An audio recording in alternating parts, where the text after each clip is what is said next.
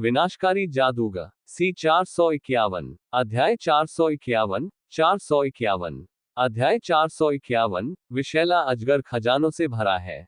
विषैले अजगर का आकर्षण इतना प्रबल था कि सांप जैसे राक्षस पागल हो गए और अपनी जान की परवाह किए बिना उसकी ओर दौड़ पड़े। विकसित होने की इच्छा ने मृत्यु के प्रति उनके सहज भय को पार कर लिया था। लिन मोयू विस्फोटों का भरपूर आनंद ले रही थी। अनुभव अंक रॉकेट की तरह तेजी से बढ़ रहे थे। जब भी वह किसी कौशल का उपयोग करता था तो 70 से अधिक स्तर के सैकड़ों राक्षस टुकड़े टुकड़े हो जाते थे। ऐसा लग रहा था मानो सांप जैसे राक्षस मरने के लिए कतार में खड़े हो। नौकरी बदलने के बाद से लिन मोयू ने कभी इतना रोमांच महसूस नहीं किया था। महज कुछ ही मिनटों में उनके अनुभव अंक 50% बढ़ गए थे। लेवल 50 पर पहुंचने के बाद उसने ऊपरी अंतरिक्ष के मुख्य क्षेत्र से लड़ते हुए एंटारेस के स्थान तक पहुंचने का रास्ता बनाया, और केवल 20% अनुभव प्राप्त करने में उसे आधे महीने से अधिक समय लग गया। निचले स्थान में प्रवेश करने पर बड़ी संख्या में विशाल पत्ती वाले बौने पेड़ों ने उसे लगभग 5% अनुभव प्रदान किया था। अब उनका अनुभव 80% तक पहुंच चुका था। इन सर्प राक्षसों ने उसके अनुभव अंकों में 50% से अधिक का योगदान दिया था। सांप जैसे राक्षसों को अभी भी बेतहाशा हमला करते देख लिन मोयू समझ गया कि वह अपना कौशल बढ़ा सकता है। 50वें स्तर के बाद स्तर बढ़ाने की गति काफी धीमी हो गई। कई लोगों को एक बार लेवल अप करने में महीनों लग गए। एक बार लेवल अप करने में 1 साल का समय लगना भी सामान्य माना जाता था। शीर्ष पेशेवर सभी मध्यम आयु वर्ग के थे। मेंग एनवेन और बाय येयुआन जैसी प्रतिभाएं भी अपने समय की विलक्षण प्रतिभाएं थीं।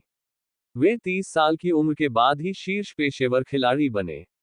जहां तक ईश्वर समानता प्राप्त करने की बात है, वह 50 वर्ष की आयु के बाद ही संभव था। लिन मोयू जानता था कि उसकी वर्तमान समतलीकरण गति पहले से ही आश्चर्यजनक थी, जो मानव जाति के इतिहास में दुर्लभ थी। लिन मोहन की अविश्वसनीय समतलीकरण गति मानव जाति के इतिहास में भी अभूतपूर्व थी। सांप जैसे राक्षस आते रहे और लिन मोयू उन्हें लगातार उड़ाती रही, जिससे उसे पूरी तरह से संतुष्टि महसूस हुई। हालांकि लिन मोयू ने भी कुछ देखा। यहाँ की जमीन अविश्वसनीय रूप से मजबूत थी।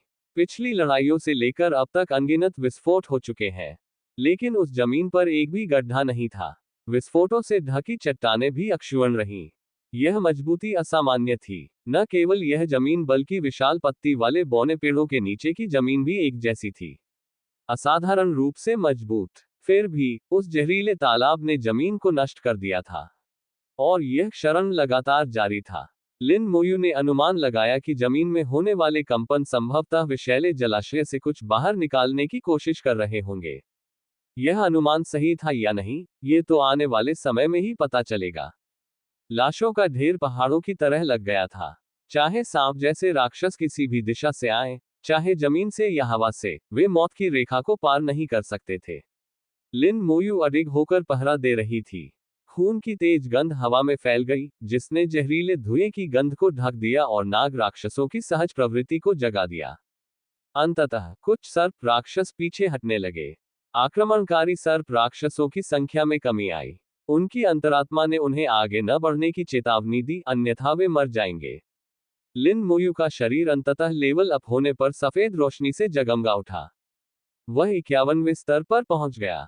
उसके सभी गुण बढ़ गए और उसके कुल गुण भी बढ़ गए। अन्य व्यवसायों की तुलना में यह वृद्धि आश्चर्यजनक थी।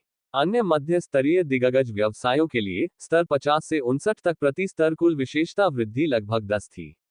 लिन मोयू के शेयरों में 6000 से अधिक की वृद्धि हुई, जो 60% से अधिक है।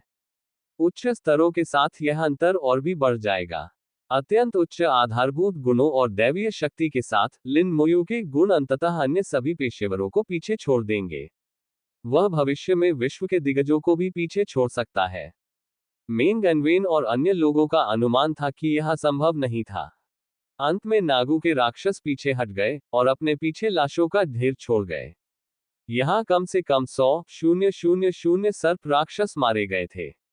लिन मोयू ने न केवल बहुत अनुभव प्राप्त किया बल्कि बड़ी मात्रा में बुनियादी सामग्री भी एकत्र की। हालांकि इन सामग्रियों का उपयोग पौराणिक उपकरण बनाने के लिए नहीं किया जा सकता है, लेकिन इनका उपयोग प्लेटिनम ग्रेड या यहां तक कि अर्ध पौराणिक उपकरण बनाने के लिए किया जा सकता है। लिन मोयू के लिए ये सामग्रियां एक महत्वपूर्ण संपत्ति थी। इनका इस्तेमाल उच्च स्तरीय कौशल हासिल करने वाले स्क्रॉल खरीदने के लिए किया जा सकता था, जिसके लिए बहुत अधिक धन की आवश्यकता होती थी। कुल्हाड़ी लिए हुए कंकालनुमा योद्धाओं ने विषैले अजगर के शव को चीरना शुरू कर दिया। विश्व स्वामी होने के नाते उसका शव मूल्यवान था। पृथ्वी ड्रैगन देवता की तरह, हालांकि यह अत्यधिक विषैला था, इसके कुछ हिस्से खाने योग्य थे और उनके विशेष प्रभाव थे। पृथ्वी ड्रैगन देवता के पैर का मांस स्वादिष्ट था और इससे मानसिक ऊर्जा तुरंत बहाल हो जाती थी। लिन मोयू ने सोचा कि यद्यपि विषाक्त अजगर पृथ्वी ड्रैगन देवता से अधिक विषैला था, फिर भी इसमें कुछ उपयोगी हिस्से हो सकते हैं। अगर ऐसा नहीं भी है, तो भी इसकी त्वचा और हड्डियां मूल्यवान सामग्री हो सकती है। आखिरकार, वह 85 स्तर का विश्व स्तरीय बॉस था, जिसमें कुछ खास विशेषताएं तो होनी ही थी। सैकड़ों कंकाल बरसेरकर्स ने एक साथ मिलकर सावधानीपूर्वक और तेजी से विषाक्त अजगर का विच्छेदन किया। टॉक्सिक पाइथन के अधिकांश शल्क जल चुके थे, केवल कुछ ही साबुत बचे थे। लिन मोयू ने एक भी टुकड़ा बर्बाद नहीं किया और साबुत शल्कों को इकट्ठा कर लिया। विषाक्त अजगर के शरीर का अधिकांश भाग अत्यधिक विषैला था और मृत्यु के बाद भी विषाक्तता बनी रही। विच्छेदन के दौरान जहरीली गैस घने कोहरे की तरह फैल गई। लिन मोयू का शरीर सफेद रोशनी से जगमगा रहा था और उसका कंकाल कवच चमक रहा था, जो जहरीली गैस को रोक रहा था। लिन मोयू जानता था कि उसकी स्टेटस इम्यूनिटी पैसिव स्किल उसे जहर समेत सभी असामान्य स्थितियों से प्रतिरक्षित बनाती है। जहरीली गैस उसे नुकसान पहुंचा सकती है, लेकिन उसे जहर नहीं देगी। कंकालों की किस्मत इतनी अच्छी नहीं थी। युद्ध के दौरान अधिकांश कंकाल बरसेरकर्स जहर से ग्रसित हो गए थे। कुछ कंकाल जादूगर और तीरंदाज भी जहर से प्रभावित हुए थे। इन जहरों का इलाज संभव नहीं था। लिच जनरल का शुद्धिकरण कौशल स्तर 70 से ऊपर की अवस्थाओं के विरुद्ध अप्रभावी था। दूसरे शब्दों में, विष से प्रभावित कंकालों को तब तक सहन करना पड़ा जब तक कि विष का प्रभाव समाप्त नहीं हो गया। लिन मोयू को नहीं पता था कि इसमें कितना समय लगेगा। व्यापक संबंध क्षमता के तहत सभी कंकालों ने क्षति को साझा किया। लिच जनरल लगातार उनका इलाज करता रहा, जिससे उनकी स्थिति बनी रही।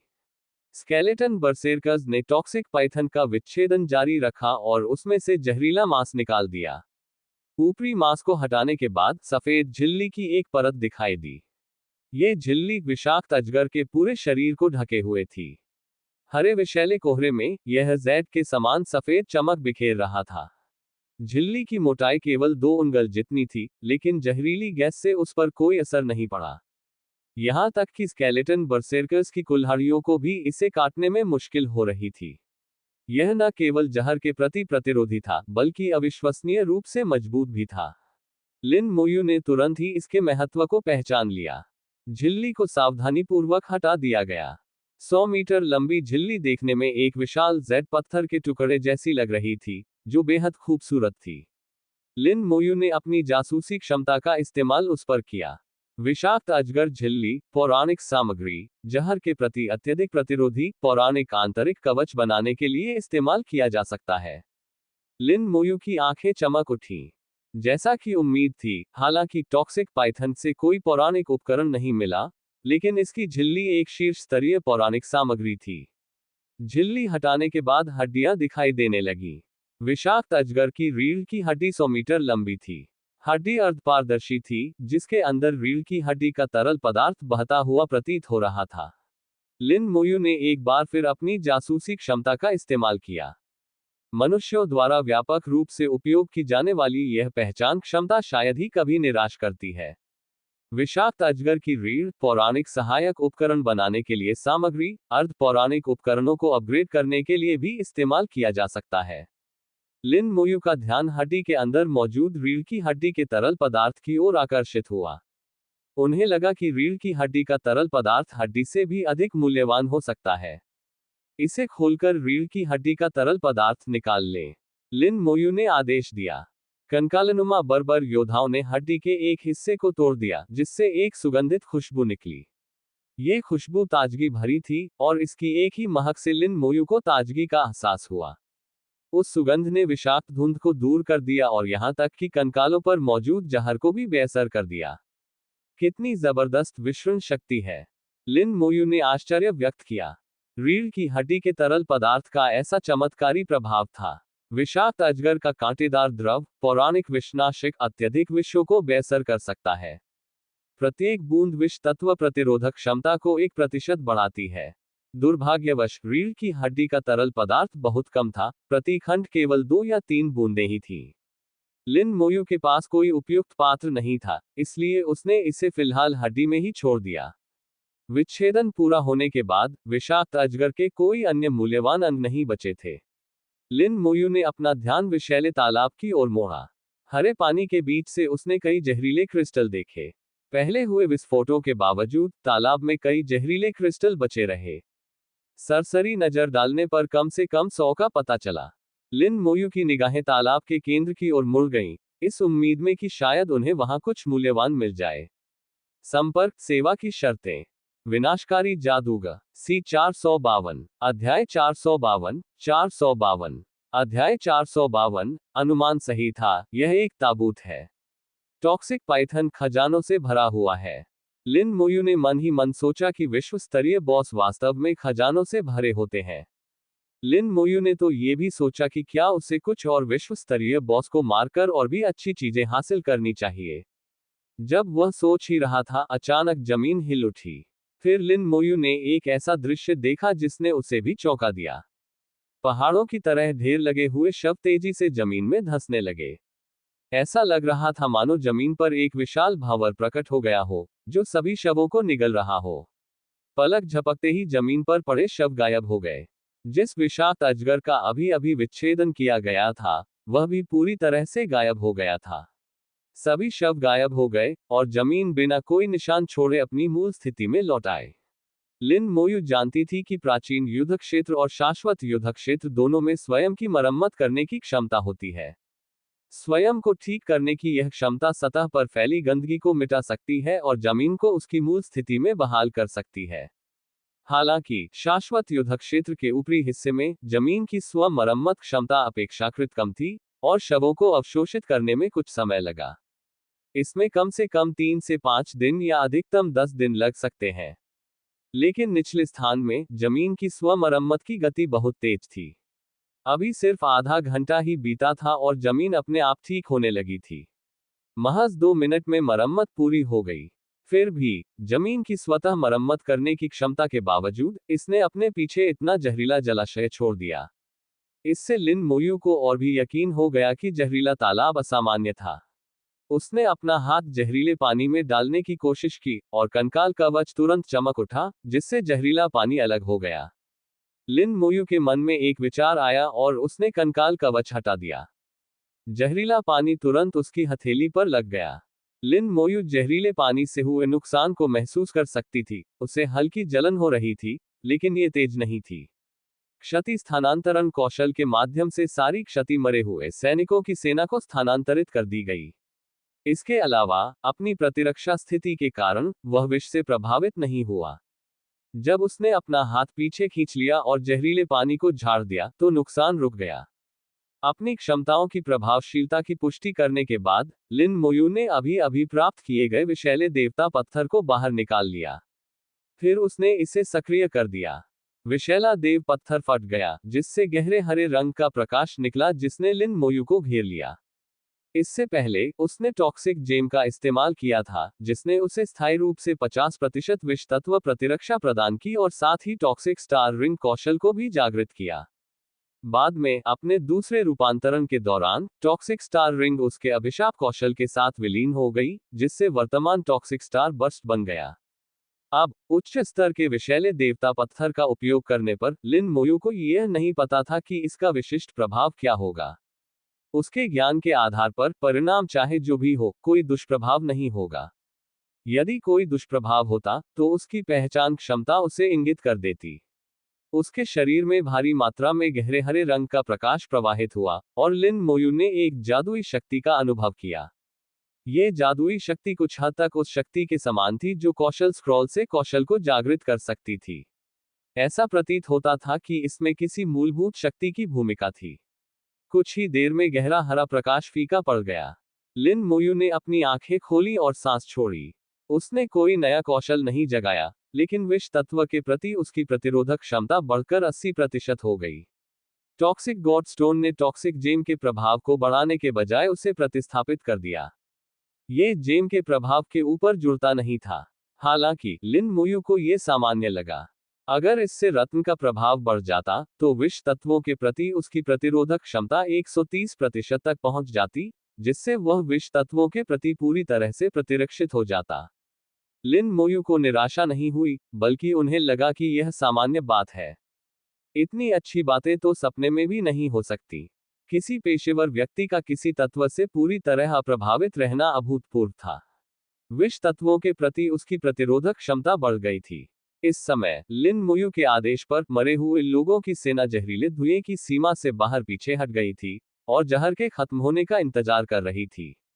लिन मोयू ने कुछ और देर तक इंतजार किया, जब तक कि स्ट्रॉन्ग सोल्जर स्किल का कूलडाउन खत्म नहीं हो गया और मरे हुए सैनिकों की सेना पर लगा जहर पूरी तरह से गायब नहीं हो गया। सभी तैयारियां करने के बाद वह धीरे धीरे विषैले तालाब में चला गया। मृतकों की सेना ऊपर ही रही और उसके पीछे नीचे नहीं आई। उसे जो भी नुकसान हुआ था वह लगातार वापस स्थानांतरित होता रहेगा और लिच जनरल मरे हुए सैनिकों की सेना को ठीक करता रहेगा। इस तरह मरे हुओं की सेना की सहनशक्ति अपने अधिकतम स्तर पर पहुंच जाएगी। जब तक मरे हुओं की सेना मौजूद रहेगी, उसे कोई खतरा नहीं होगा। लिन मोयू बिना किसी उद्देश्य के जोखिम नहीं उठाते थे, वे हर चीज का स्पष्ट रूप से हिसाब लगाते थे। विष तत्वों से 80% प्रतिरक्षा और तत्वों के प्रतिरोध में 600% वृद्धि के साथ 10,000 क्षति मानकर कमी की विभिन्न परतों के बाद लिन मोयू को होने वाली अंतिम क्षति केवल 333 होगी, जो 33 गुना कम हो जाएगी। फिर इस क्षति को 27,000 कंकालों और लिच जनरल के बीच साझा किया जाएगा। जब तक उसकी निष्क्रिय क्षमताएं प्रभावी रहीं, लिन मोयू को डरने की कोई बात नहीं थी। लिन मोयू धीरे धीरे जहरीले पानी में उतरा और कुछ कदम चलने के बाद उसने जहरीले क्रिस्टल का एक टुकड़ा उठा लिया। तालाब की तलहटी में कई जहरीले क्रिस्टल थे और लिन मोयू धीरे धीरे केंद्र की ओर बढ़ती गई, रास्ते में उन्हें उठाती गई। विषाक्त जल का कुंड नीचे की ओर ढलान वाला था और ढलान बहुत तीव्र थी। महज कुछ ही मीटर की दूरी में जहरीला तरल पदार्थ उसकी छाती तक पहुंच गया था। विषैले कुंड के केंद्र में गाढ़ा गहरा हरा विषैला तरल लगातार बुलबुले के रूप में ऊपर उठ रहा था। यहाँ एक छोटा सा छेद था और पूरे तालाब में मौजूद जहरीला तरल पदार्थ इसी छेद से निकला था। विषैले देवता का सार तत्व रक्त पहले इसी छेद से बाहर निकला था। लिन मोयू ने अपनी उंगली से गहरे हरे रंग के जहरीले तरल को छूने की कोशिश की।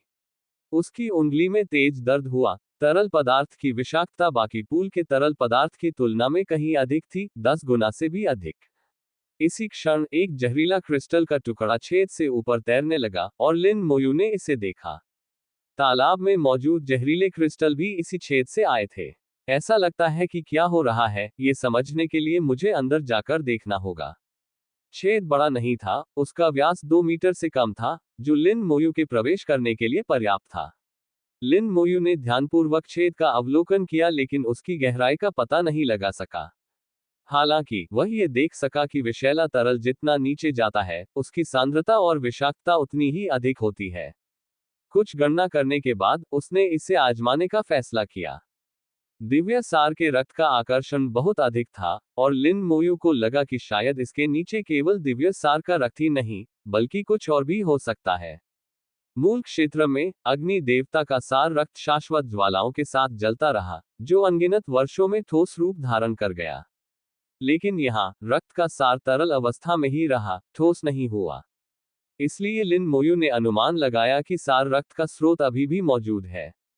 इस फैसले के परिणाम से लिन मोयू को कपकपी महसूस हुई। अपने अनुमान को ध्यान में रखते हुए लिन मोयू ने दृढ़ता से होल में प्रवेश किया।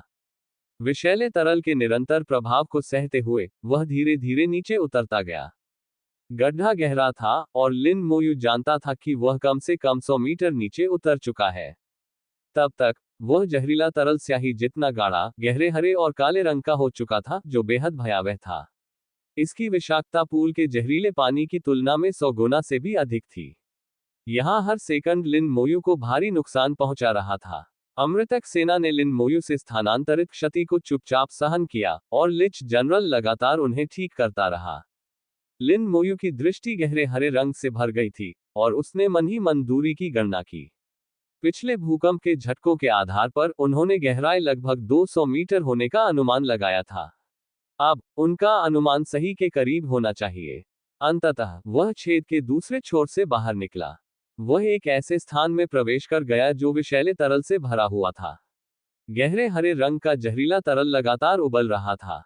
लिन मोयू ने पूल में प्रवेश करने के बाद से ही अपनी सांस रोक रखी थी। अपनी मौजूदा शारीरिक क्षमता के साथ सांस रोकना एक बुनियादी क्षमता थी, और लंबे समय तक सांस न लेना भी उसके लिए कोई समस्या नहीं थी। विषैले तरल ने उस पर चारों ओर से हमला किया। 80% विष तत्व प्रतिरक्षा और 600% तत्वीय प्रतिरोध प्रवर्धन के बिना, यहां तक कि मरे हुए सैनिकों की सेना द्वारा किए गए नुकसान के बावजूद भी, लिन मोयू प्रवेश करने में सक्षम नहीं होता। वह जगह आयताकार थी और बहुत बड़ी नहीं थी। लिन मोयू ने तुरंत किनारों का पता लगाया और आकार को मापा। वह स्थान लगभग 10 मीटर लंबा और 3 मीटर से कम चौड़ा था, एक आयताकार स्थान। फिर उसने उस स्थान के केंद्र में एक व्यक्ति को लेटे हुए देखा। सटीक रूप से कहें तो यह एक मानवाकार प्राणी था। ऐसा लग रहा था कि वह मर चुका है, क्योंकि लिन मोयू को उसमें किसी भी प्रकार की जीवन शक्ति का एहसास नहीं हो रहा था। उसके माथे पर मुट्ठी के आकार का घाव था। इस घाव से जहरीला तरल पदार्थ बह रहा था। जब लिन मोयू ने शव देखा तो वह स्तब्ध रह गया। उनका अनुमान सही प्रतीत हो रहा था। उसने उंगली से इशारा किया और पता लगाने का जादू कर दिया। लेकिन विषैले तरल पदार्थ ने तुरंत ही पता लगाने वाले मंत्र को भंग कर दिया। लिन मोयू ने भौहें चढ़ाई और सावधानी से शव के पास जाकर धीरे से अपनी उंगली से उसे छुआ। ये नर्म है। दरअसल शव नर्म था, जिससे लिन मोयू आश्चर्यचकित हो गई। उसने सीधे संपर्क बिंदु पर ही पता लगाने वाला मंत्र डाला। इस बार उन्हें नतीजा मिला। विषाक्त भगवान। स्थिति, लंबी नींद। लिन मोयू सदमे से कांपते हुए झट से अपनी उंगली पीछे खींच ली। उसका अनुमान सही निकला। उस जगह को पीछे मुड़कर देखते हुए उसे एहसास हुआ कि यह एक ताबूत था, विषैले देवता का ताबूत। संपर्क सेवा की शर्तें। विनाशकारी जादूगर। सी 453। अध्याय 453। 453। अध्याय 453। विषैले देवता का पतन, एक महान फसल। उनके ज्ञान के अनुसार गंभीर रूप से घायल होने पर देवता 3 अवस्थाओं में से किसी एक में प्रवेश कर जाते थे। पहली अवस्था नींद है। इस अवस्था में देवता धीरे धीरे स्वस्थ हो जाते और अंततः लंबे समय के बाद जागृत हो जाते। दूसरी अवस्था गहरी नींद है। गहरी नींद में सो रहे एक देवता को जानलेवा चोट लगी है। अगर वे गहरी नींद में नहीं जाते तो उनकी मृत्यु निश्चित है। ये भी संभव है कि वे पहले ही मर चुके हों, बस थोड़ी सी आशा बाकी हो। इस अवस्था में पुनर्जीवन की संभावना बहुत कम है, संभवतः इसमें हजारों या दसियों हजारों साल लग सकते हैं। ऐसे उदाहरण भी हैं जब इस अवस्था में सो रहे एक देवता को दूसरे देवता ने खोजकर मार डाला। जब तक कोई देवता वास्तव में मर नहीं जाता, उसका दैवीय पद बना रहता है। एक ही दैवीय पद पर एक साथ 2 देवता नहीं हो सकते। केवल पिछले देवता को मारकर ही उसी दैवीय पद पर एक नया देवता प्रकट हो सकता है। तीसरी अवस्था शाश्वत नींद है, जिसका अर्थ है मृत्यु। इस अवस्था में देवता वास्तव में मृत हो जाते हैं। अतीत की सभी घटनाएं और भविष्य के मामले उनसे असंबंधित हो जाते हैं। हालांकि देवता का शरीर एक अनमोल खजाना है। मांस का हर टुकड़ा और दिव्य रक्त की हर बूंद अमूल्य है। दुर्भाग्य से मनुष्य कभी भी देवता का शरीर प्राप्त नहीं कर पाए हैं। आमतौर पर देवता मृत्यु से पहले स्वयं को नष्ट कर लेते हैं, जिससे उनके शत्रुओं के लिए कोई शरीर नहीं बचता। मनुष्य कभी कभार ही कोई कटा हुआ अंग या हड्डी प्राप्त कर पाते हैं, जो कि उनकी अधिकतम सीमा है। लिन मोयू ने कभी उम्मीद नहीं की थी कि उसका सामना अब एक सच्चे देवता से होगा। यद्यपि देवता गहरी नींद में थे और वास्तव में मरे नहीं थे, लिन मोयू जानती थी कि अंतर नगण्य था और उनके पुनर्जीवित होने की संभावना बेहद कम थी। लिन मोयू ने देवता के माथे पर घाव देखा, जो संभवतः किसी धारदार हथियार से हुआ था। इस प्रहार ने देवता के सिर को भेद दिया था, जिससे उसकी यह हालत हुई। लिन मोयू अतीत की घटनाओं या वास्तव में क्या हुआ था, इस बारे में कोई अनुमान नहीं लगा सकता था। वह केवल इतना जानता था कि विषैले देवता का शरीर अब उसके सामने था, और वह उसका उपयोग कर सकता था। लिन मोयू शरीर को संभालने के बारे में सोच ही रहा था कि अचानक वह हिल उठा। इससे पहले कि वह कुछ प्रतिक्रिया कर पाता, विषैले देवता ने अचानक अपनी आंखें खोल दी। लिन मोयू ने उसकी आंखों में हत्या का इरादा देखा। घातक ऊर्जा का एक तेज प्रवाह लिन मोयू को घेर लिया, जिससे उसे पूरे शरीर में ठंडक महसूस हुई। विषैला देवता स्पष्ट रूप से गहरी नींद में था, तो वह क्यों जागा? हालांकि लिन मोयू को जल्दी ही एहसास हुआ कि विषैला देवता वास्तव में नहीं जागा था। यह उसका आखिरी जुनून था, लिन मोयू को अपना दुश्मन समझकर, जिसने उसे मारा था। यह विषैले देवता का अंतिम पलटवार होगा। विषैले देवता के शरीर के भीतर भयानक ऊर्जा का प्रवाह हुआ, जिससे पूरी गुफा भर गई। सारा विषैला तरल उबलने लगा। यह स्थिति एक बेकाबू ज्वाला लिच के समान थी। विषैले देवता का इरादा आत्मा विनाश करने का था। लिन मोयू भयभीत हो गया।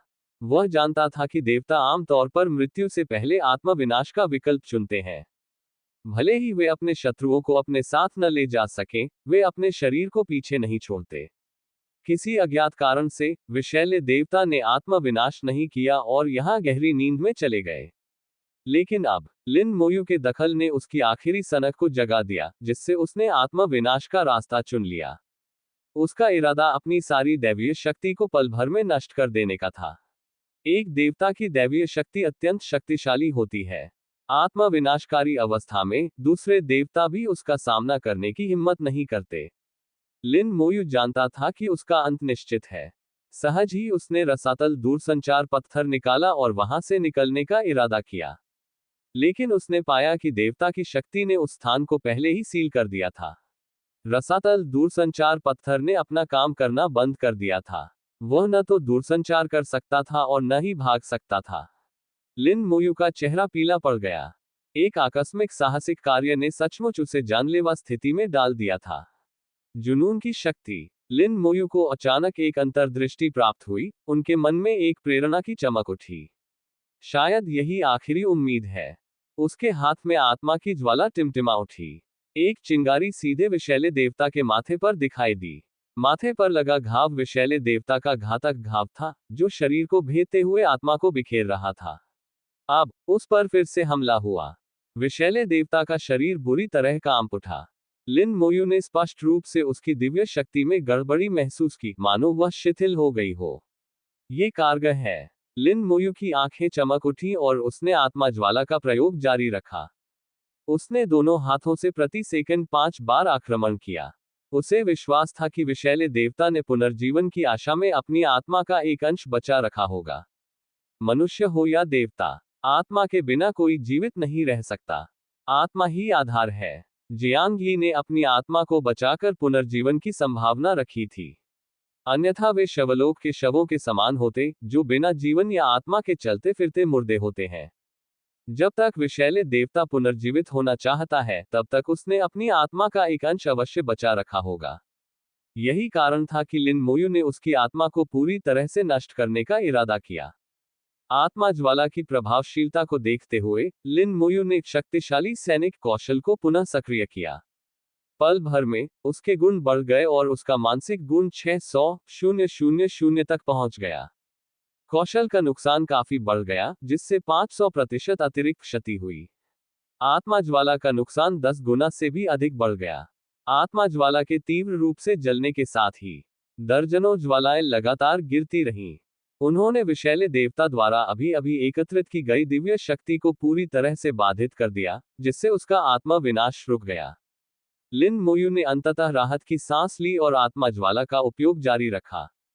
विषैले देवता की शेष आत्मा में कोई प्रतिरोध नहीं था। उसने एक दिल दहला देने वाली चीख निकाली और फिर पूरी तरह से ध्वस्त हो गई। विषैले देवता का शरीर बुरी तरह कांप उठा और फिर शांत हो गया। आत्मा की ज्वाला ने पल भर में अपना निशाना खो दिया।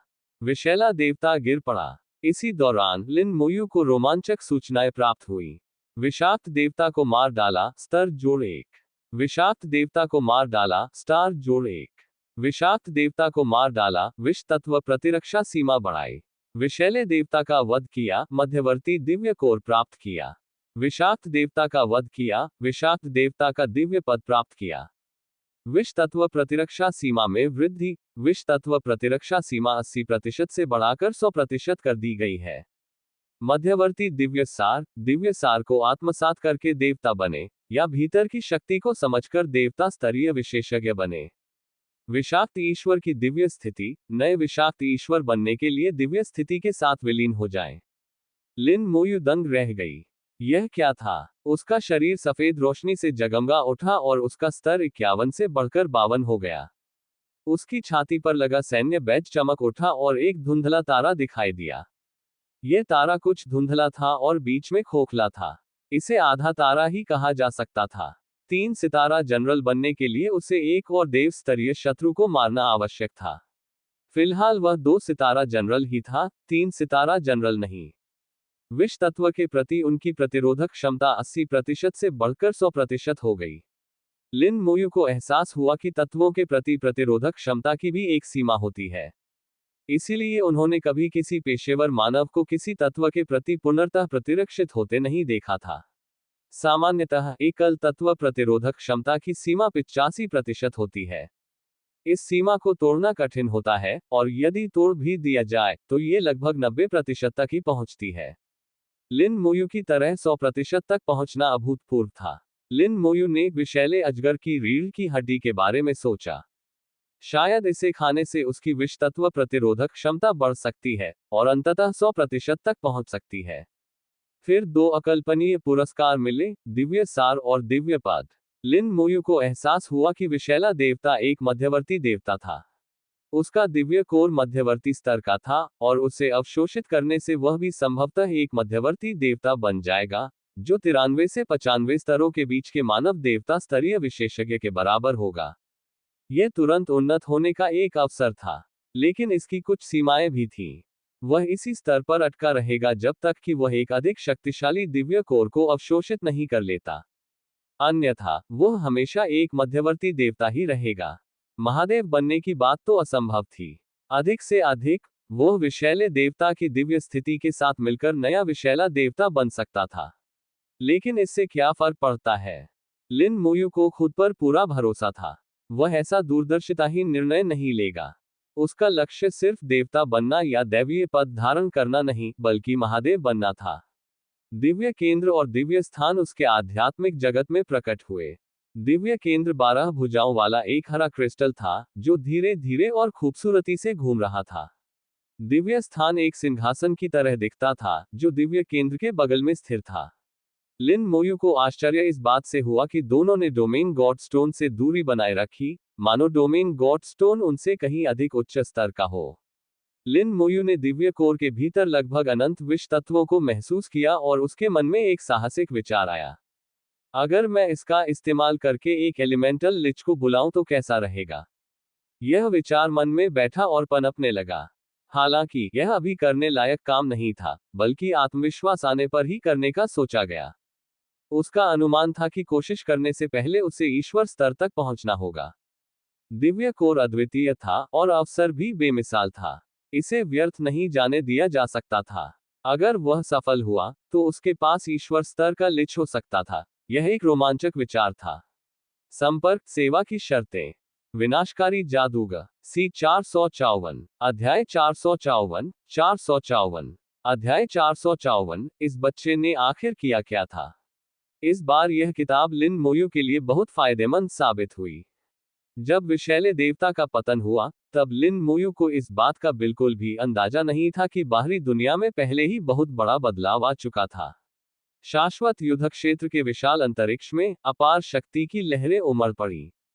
गुस्से भरी दहाड़ें एक के बाद एक गूंजती रहीं। हर गर्जना के साथ अंतरिक्ष चकनाचूर हो गया। वह ध्वनि दूर दूर तक अनंत काल तक फैलती रही। शाश्वत युद्ध क्षेत्र में मौसम में नाटकीय रूप से परिवर्तन होता था। एक पल में बिजली और गरज होती थी और अगले ही पल भयंकर तूफान आ जाता था। शाश्वत युद्ध क्षेत्र के अनगिनत वर्षों में ऐसी असामान्य स्थिति कभी उत्पन्न नहीं हुई थी। न केवल शाश्वत युद्ध क्षेत्र में, बल्कि मानव जगत में भी अविश्वसनीय चीजें घट रही थीं।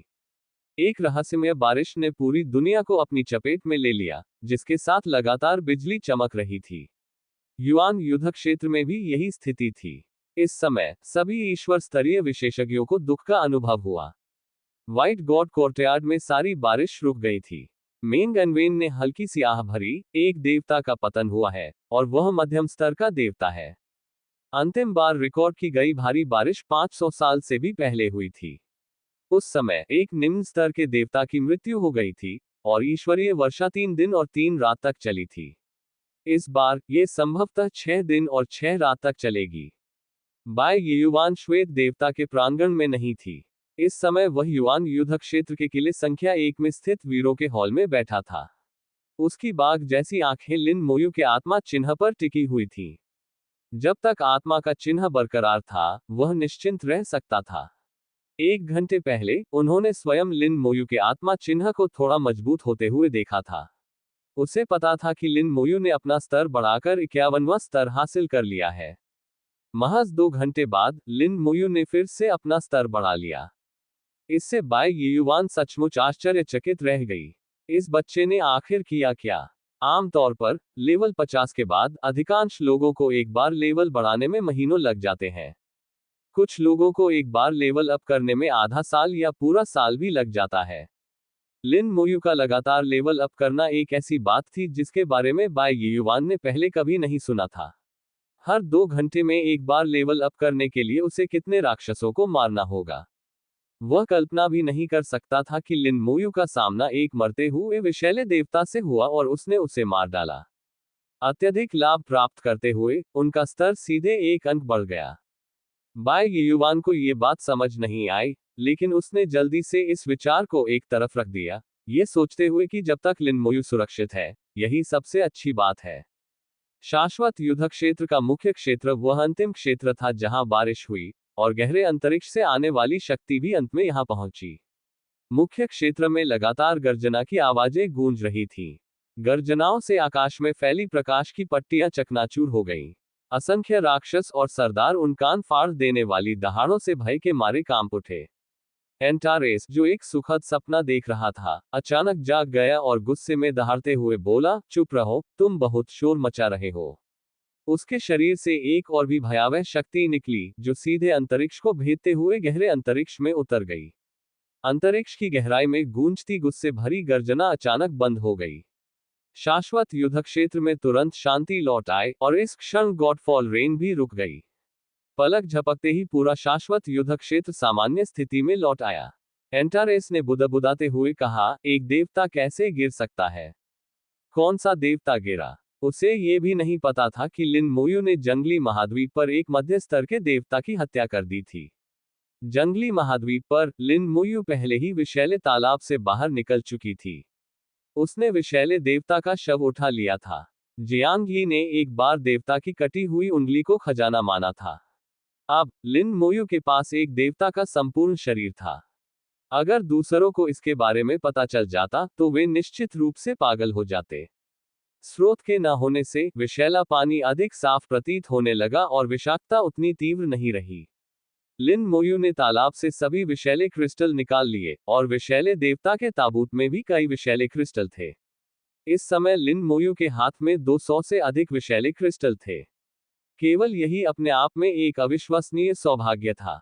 लिन मोयू ने एक बार सोचा था कि एलिमेंटल गॉड स्टोन में मिलाने के लिए विषैला क्रिस्टल कहां से प्राप्त किया जाए। अब उसने एक ही बार में इतनी सारी चीजें प्राप्त कर ली थीं। उसने विषैले क्रिस्टलों में से एक को एलिमेंटल गॉड स्टोन में मिला दिया। अब दोनों एलिमेंटल गॉड स्टोन 7 तत्वों का मिश्रण बन चुके थे। तत्वीय ईश्वर पत्थर, अग्नि, विषैला, पृथ्वी, प्रकाश, जल, वायु, बिजली तीसरे संक्रमण के दौरान पेशे के उत्थान की संभावना को 35% तक बढ़ाता है। दोनों एलिमेंटल गॉड स्टोन में पेशे के ऊर्ध्वपातन की 35% संभावना थी।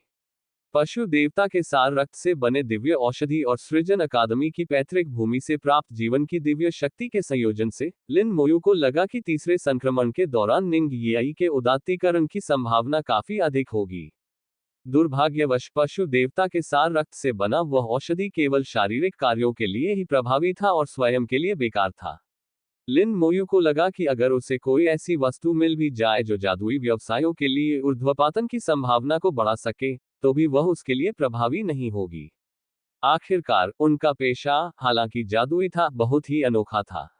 विषैले क्रिस्टलों के अलावा लिन मोयू ने उस ताबूत से विषैले देवता के सार रक्त की 9 बूंदें भी प्राप्त की, जिसमें विषैले देवता सो रहे थे। हालांकि अब जब उसके पास विषैले देवता का पूरा शरीर था, तो विषैले देवता का सारा सार रक्त उसी का था, और उसे ये भी नहीं पता था कि उसमें कितनी बूंदें थीं। अतिरिक्त सार रक्त अब उतना मूल्यवान नहीं लग रहा था। देवताओं का सार तत्व अद्वितीय होता है। उचित संरक्षण होने पर यह कई वर्षों तक सुरक्षित रह सकता है।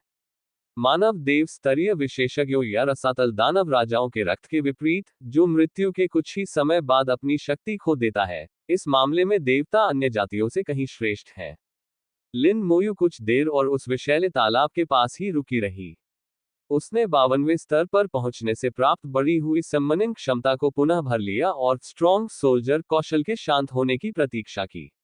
52वें स्तर पर पहुंचने पर उसकी सम्मनिंग क्षमता 960 हो गई। उसके पास 32 लिट जनरलों के साथ कुल 32 मरे हुए सैनिकों की सेनाएं थीं, और कंकालों की कुल संख्या 30,720 तक पहुंच गई, जो आधिकारिक तौर पर 30,000 के आंकड़े को पार कर गई।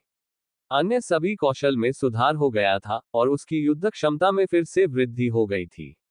हालांकि यह हर 10 स्तरों के बाद होने वाली छलांग नहीं थी, लेकिन प्रत्येक स्तर बढ़ने के साथ उसकी ताकत में लगातार वृद्धि होती गई। अन्य व्यवसायों की तुलना में यह वृद्धि कहीं अधिक थी। लिन मोयू ने आधे घंटे में मरे हुए सैनिकों की सेना को पूरी तरह से पुनः संपन्न कर दिया। अब पूल के पास मौजूद जहरीला धुआं कमजोर होता जा रहा था और तेजी से फैल रहा था। धरती ने एक बार फिर अपनी प्रबल पुनर्स्थापना शक्ति का प्रदर्शन किया। मूलतः विषैले देवता की उपस्थिति के कारण यह क्षेत्र कभी भी पूरी तरह से ठीक नहीं हो सका।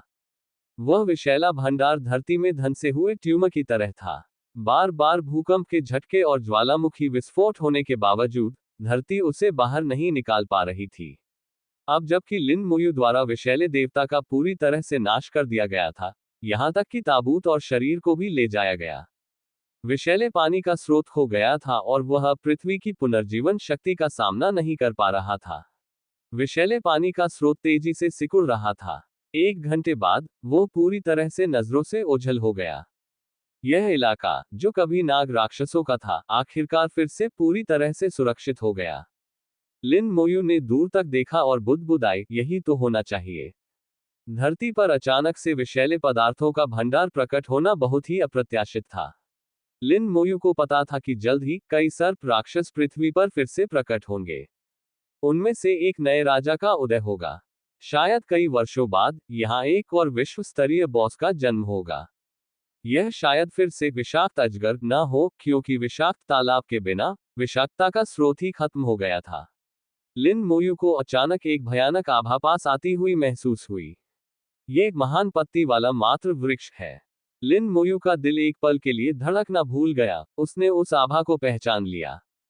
क्या महान पत्ती वाला मात्र वृक्ष उसे ढूंढने आया था? बिना सोचे समझे उसने लाइटनिंग एंड डेड विंग्स को बुलाया और दूर आसमान में उड़ गया।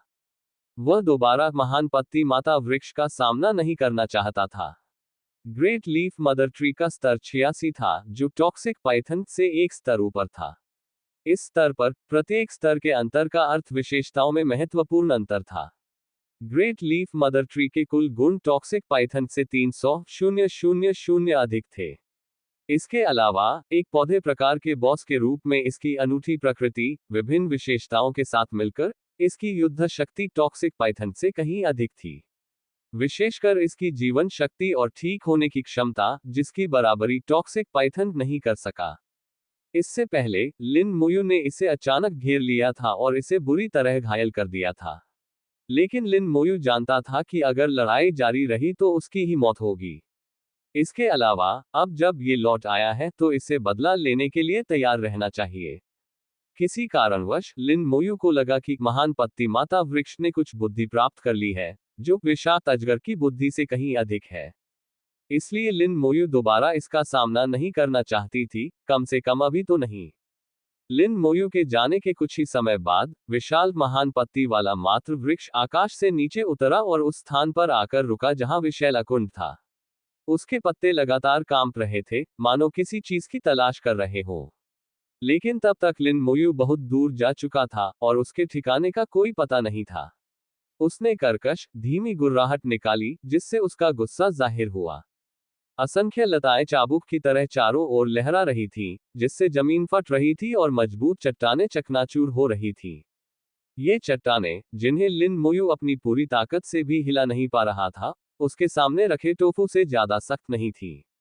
अंततः क्रोध में आकर वह अपने क्षेत्र में लौट गया। संपर्क सेवा की शर्तें। विनाशकारी जादूगर। सी 455। अध्याय 455। 455। अध्याय 455। विचित्र हरा घास का मैदान। लिन मोयू ने एक ही सांस में कई 100 किलोमीटर की दूरी तय की और अनगिनत विशाल चट्टानों और मलबे के ऊपर से गुजरी। जब तक भूभाग नहीं बदला, वह नहीं रुका। उसे पता था कि वह एक और बॉस के इलाके में प्रवेश कर चुका है।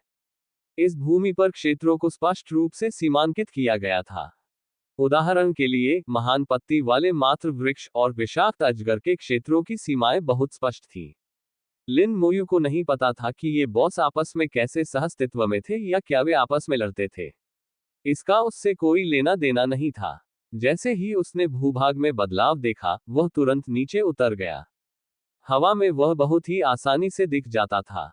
अगर उसका सामना किसी दूसरे उड़ने वाले बॉस से होता, तो संभवतः वह निशाना बन जाता। जिस जमीन पर वह उतरा वह कुछ नर्म थी। यह आधा फुट ऊंची हरी घास से ढका हुआ था, जिससे एक घास का मैदान बन गया था। घास का मैदान अनंत तक फैला हुआ था। पहले जब लिन मोयू हवा में था, तो उसे इसका अंत दिखाई नहीं दे रहा था।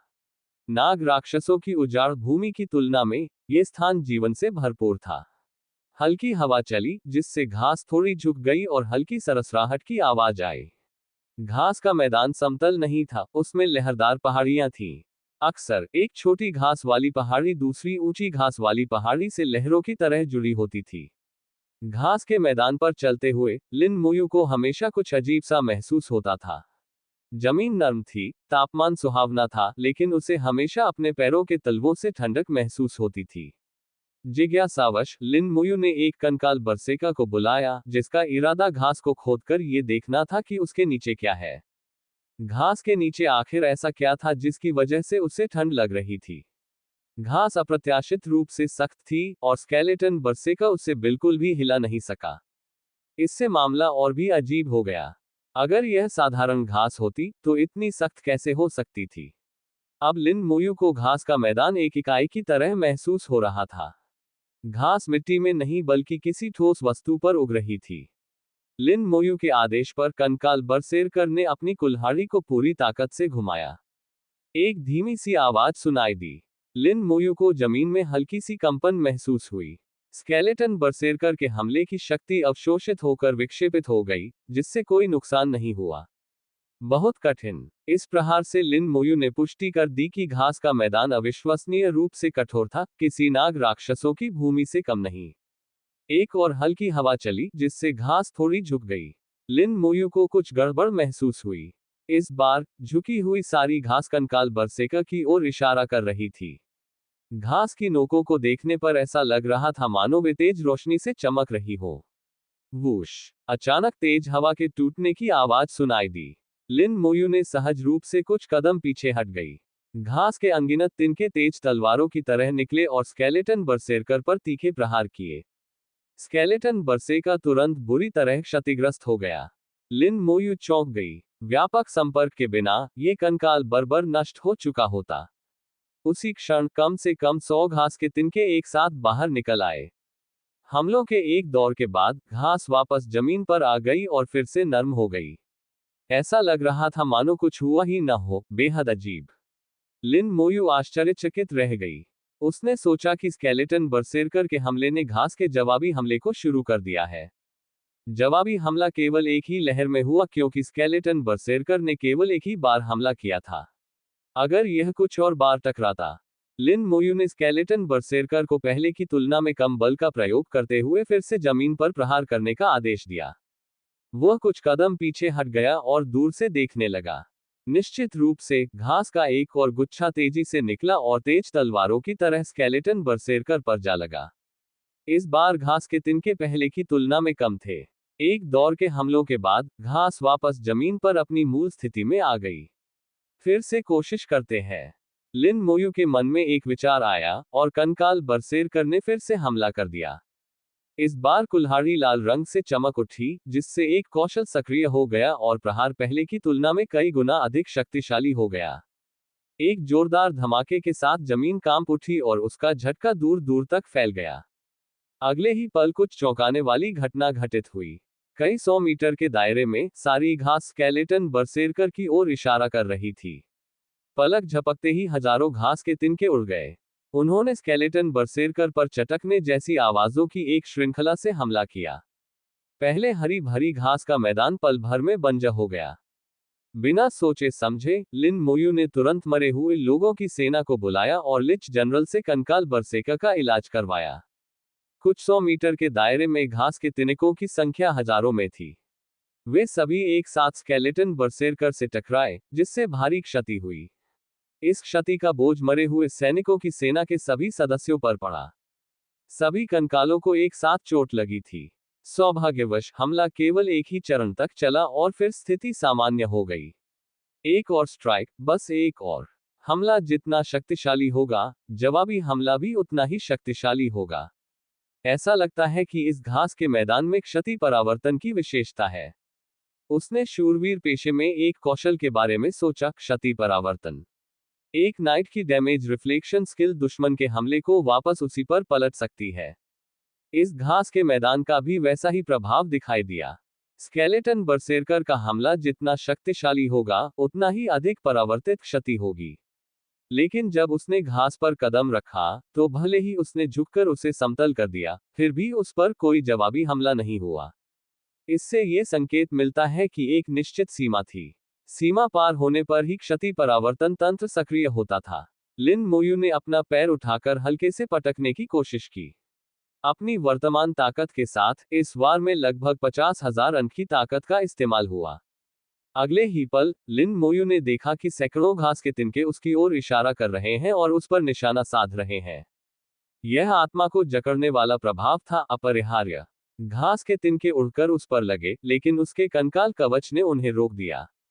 कई प्रयोगों के बाद लिन मोयू ने अपने अनुमान की पुष्टि की। ये भूमि न केवल अविश्वसनीय रूप से कठोर थी, बल्कि इसमें क्षति प्रतिबिंबित करने की क्षमता भी थी। उस पर सामान्य रूप से चलना तो ठीक था, लेकिन थोड़ा अधिक बल लगाने पर जवाबी हमला शुरू हो जाता था। उदाहरण के लिए, उस पर चलने वाला स्केलेटन बरसेकर ठीक था, लेकिन अगर वह बहुत तेज दौड़ता या बहुत अधिक बल का प्रयोग करता, तो उस पर भी जवाबी हमला किया जाता। प्रयोग के दौरान स्केलेटन बरसेरकर बेतहाशा आगे दौड़ता रहा और लगातार उसके पीछे उगने वाली घास उस पर हमला करती रही। यह दृश्य काफी मनोरंजक था। यह समझने के बाद लिन मोयू ने निर्णायक रूप से लाइटनिंग अनडेड विंग्स का इस्तेमाल किया और घास पर कदम नहीं रखा। वह घास से लगभग आधा मीटर की ऊंचाई पर उड़ता रहा। धीरे धीरे चलना बहुत धीमा था और तेज दौड़ने से हमले शुरू हो जाते। नीचा उड़ना बेहतर था। घास का मैदान एकदम शांत था। लिन मोयू कई किलोमीटर तक बिना किसी राक्षस का सामना किए उड़ता रहा। उसे लगभग लगा कि इस भूमि पर कोई राक्षस है ही नहीं, जब तक उसने एक झील नहीं देखी। घास के मैदान पर झील होना कोई असामान्य बात नहीं थी, और लिन मोयू ने इस बारे में ज्यादा नहीं सोचा। उसे तो ये भी शक होने लगा था कि कहीं राक्षस झील में तो नहीं है। लेकिन इसके बाद जो हुआ, उसने उनकी उम्मीदों को पूरी तरह से उलट दिया। झील के बीचों बीच बुलबुले दिखाई देने लगे और पानी तेजी से गायब हो गया, पल भर में ही ओझल हो गया। झील बड़ी नहीं थी, उसका व्यास लगभग 30 मीटर था, जो एक तालाब जैसी थी। पानी सूख जाने के बाद एक विशालकाय राक्षस बाहर निकला। वह दैत्य एक ऑक्टोपस जैसा दिखता था, जिसका शरीर हरा था और उसमें 8 विशाल तंतु थे, जिनमें से प्रत्येक 20 मीटर से अधिक लंबा था। ऑक्टोपस जैसा दैत्य तेजी से घास के मैदान पर रेंगने लगा। उसका रंग हरी घास के साथ घुलमिल गया और अंततः वह गायब हो गया। यह अदृश्य तो नहीं हुआ, लेकिन घास के मैदान में घुलमिल जाने के लिए इसने अपना रंग बदल लिया। इसे नंगी आंखों से देखना तो मुश्किल था ही, साथ ही लिन मोयू की मानसिक शक्ति भी इसे घास के मैदान से अलग नहीं कर पा रही थी। लिन मोयू को ठंडक महसूस हुई। उसे आश्चर्य हुआ कि क्या वह अनजाने में ही यहां आने के रास्ते में किसी राक्षस से टकरा चुका था। बिना उसे परेशान किए लिन मोयू झील की ओर बढ़ा। अब वहां 30 मीटर व्यास और 5 मीटर गहरा एक बड़ा गड्ढा बन गया था। सतह पर उगी घास गायब हो गई थी, जिससे नीचे की जमीन दिखाई देने लगी थी। लिन मोयू ने महसूस किया कि घास के लगभग 1 मीटर नीचे बर्फ की एक मोटी परत थी। बर्फ मोटी और गहरी थी। ये पीने का पानी था। लिन मोयू को एहसास हुआ कि राक्षस ने बर्फ पिघलाकर पानी पी लिया था। पानी पीने के बाद वह बिना कोई आवाज किए चला गया। हवा का झोंका आया और लिन मोयू को ठंड लगने लगी। क्षति प्रतिबिंबित गुणों और अविश्वसनीय मजबूती से युक्त एक जीवंत घास का मैदान। इसके नीचे बर्फ की एक मोटी परत थी। क्या ये पहले कभी महासागर रहा होगा? अब ये जम गया है और इसके ऊपर घास उगाई है। लिन मोयू को लगा कि उसने जो देखा उसका यही एकमात्र स्पष्टीकरण हो सकता है। अन्यथा एक समुद्री जीव ऑक्टोपस यहाँ कैसे प्रकट हो सकता है? ये बात समझ में नहीं आई। जब वह सोच विचार कर रहा था, तभी अचानक दूर से एक धमाके की आवाज सुनाई दी। विस्फोट इतना शक्तिशाली था कि उसकी लहरें चारों दिशाओं में फैल गईं। घास का मैदान कांप उठा और हजारों घास के तिनके विस्फोट की ओर तेजी से बढ़ गए। लिन मोयू ने एक और आश्चर्यजनक दृश्य देखा। संपर्क सेवा की शर्तें। विनाशकारी जादूगर। सी 456। अध्याय 456। 456। अध्याय 456। कितना अफसोस तुम एक कदम देर से आए। हरी घास से रहित होकर जमीन बंजर हो गई। हल्की काली भूरी मिट्टी दिखाई दे रही थी। जैसे ही घास जमीन से उठी, लिन मोयू ने धरती पर घने राक्षसों को देखा।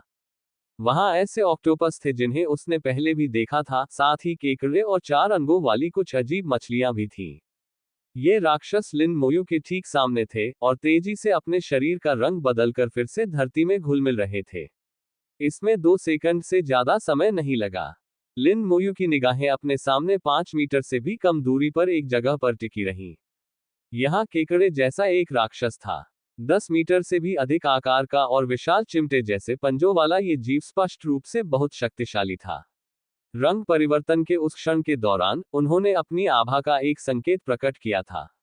लिन मोयू को यह आभास हुआ कि ये राक्षस सामान्य बॉस के स्तर के थे, या शायद उससे भी अधिक शक्तिशाली थे। उनका स्तर कम से कम 70 के दशक में था, शायद 80 के दशक में भी। ये राक्षस पहले से हमला नहीं करेंगे। अन्य स्थानों पर राक्षस इतनी करीब से उस पर हमला कर देते। लेकिन पीछे मुड़कर सोचने पर पता चलता है कि विशाल पत्तों वाले बौने पेड़ ने भी उस पर सक्रिय रूप से हमला नहीं किया था। जब तक मू शियान ने बेलों पर पैर नहीं रखा, तब तक ऐसा नहीं हुआ। कितने विचित्र राक्षस हैं। लिन मोयू ने खुद को थोड़ा और ऊपर उठाया और अपने गंतव्य की ओर उड़ गया। जिस छोटी घास के ऊपर से वह पहले उड़ा था, वह पहले ही वापस उग चुकी थी। जमीन को उसकी मूल स्थिति में बहाल कर दिया गया। सामान्यतः वे मुलायम छोटी घास होती थी, लेकिन जमीन से ऊपर उठते ही वे तेज तलवारों में बदल जाती थी। कुछ दूर तक आगे बढ़ते हुए लिन मोयू ने दोनों पक्षों को लड़ते हुए देखा।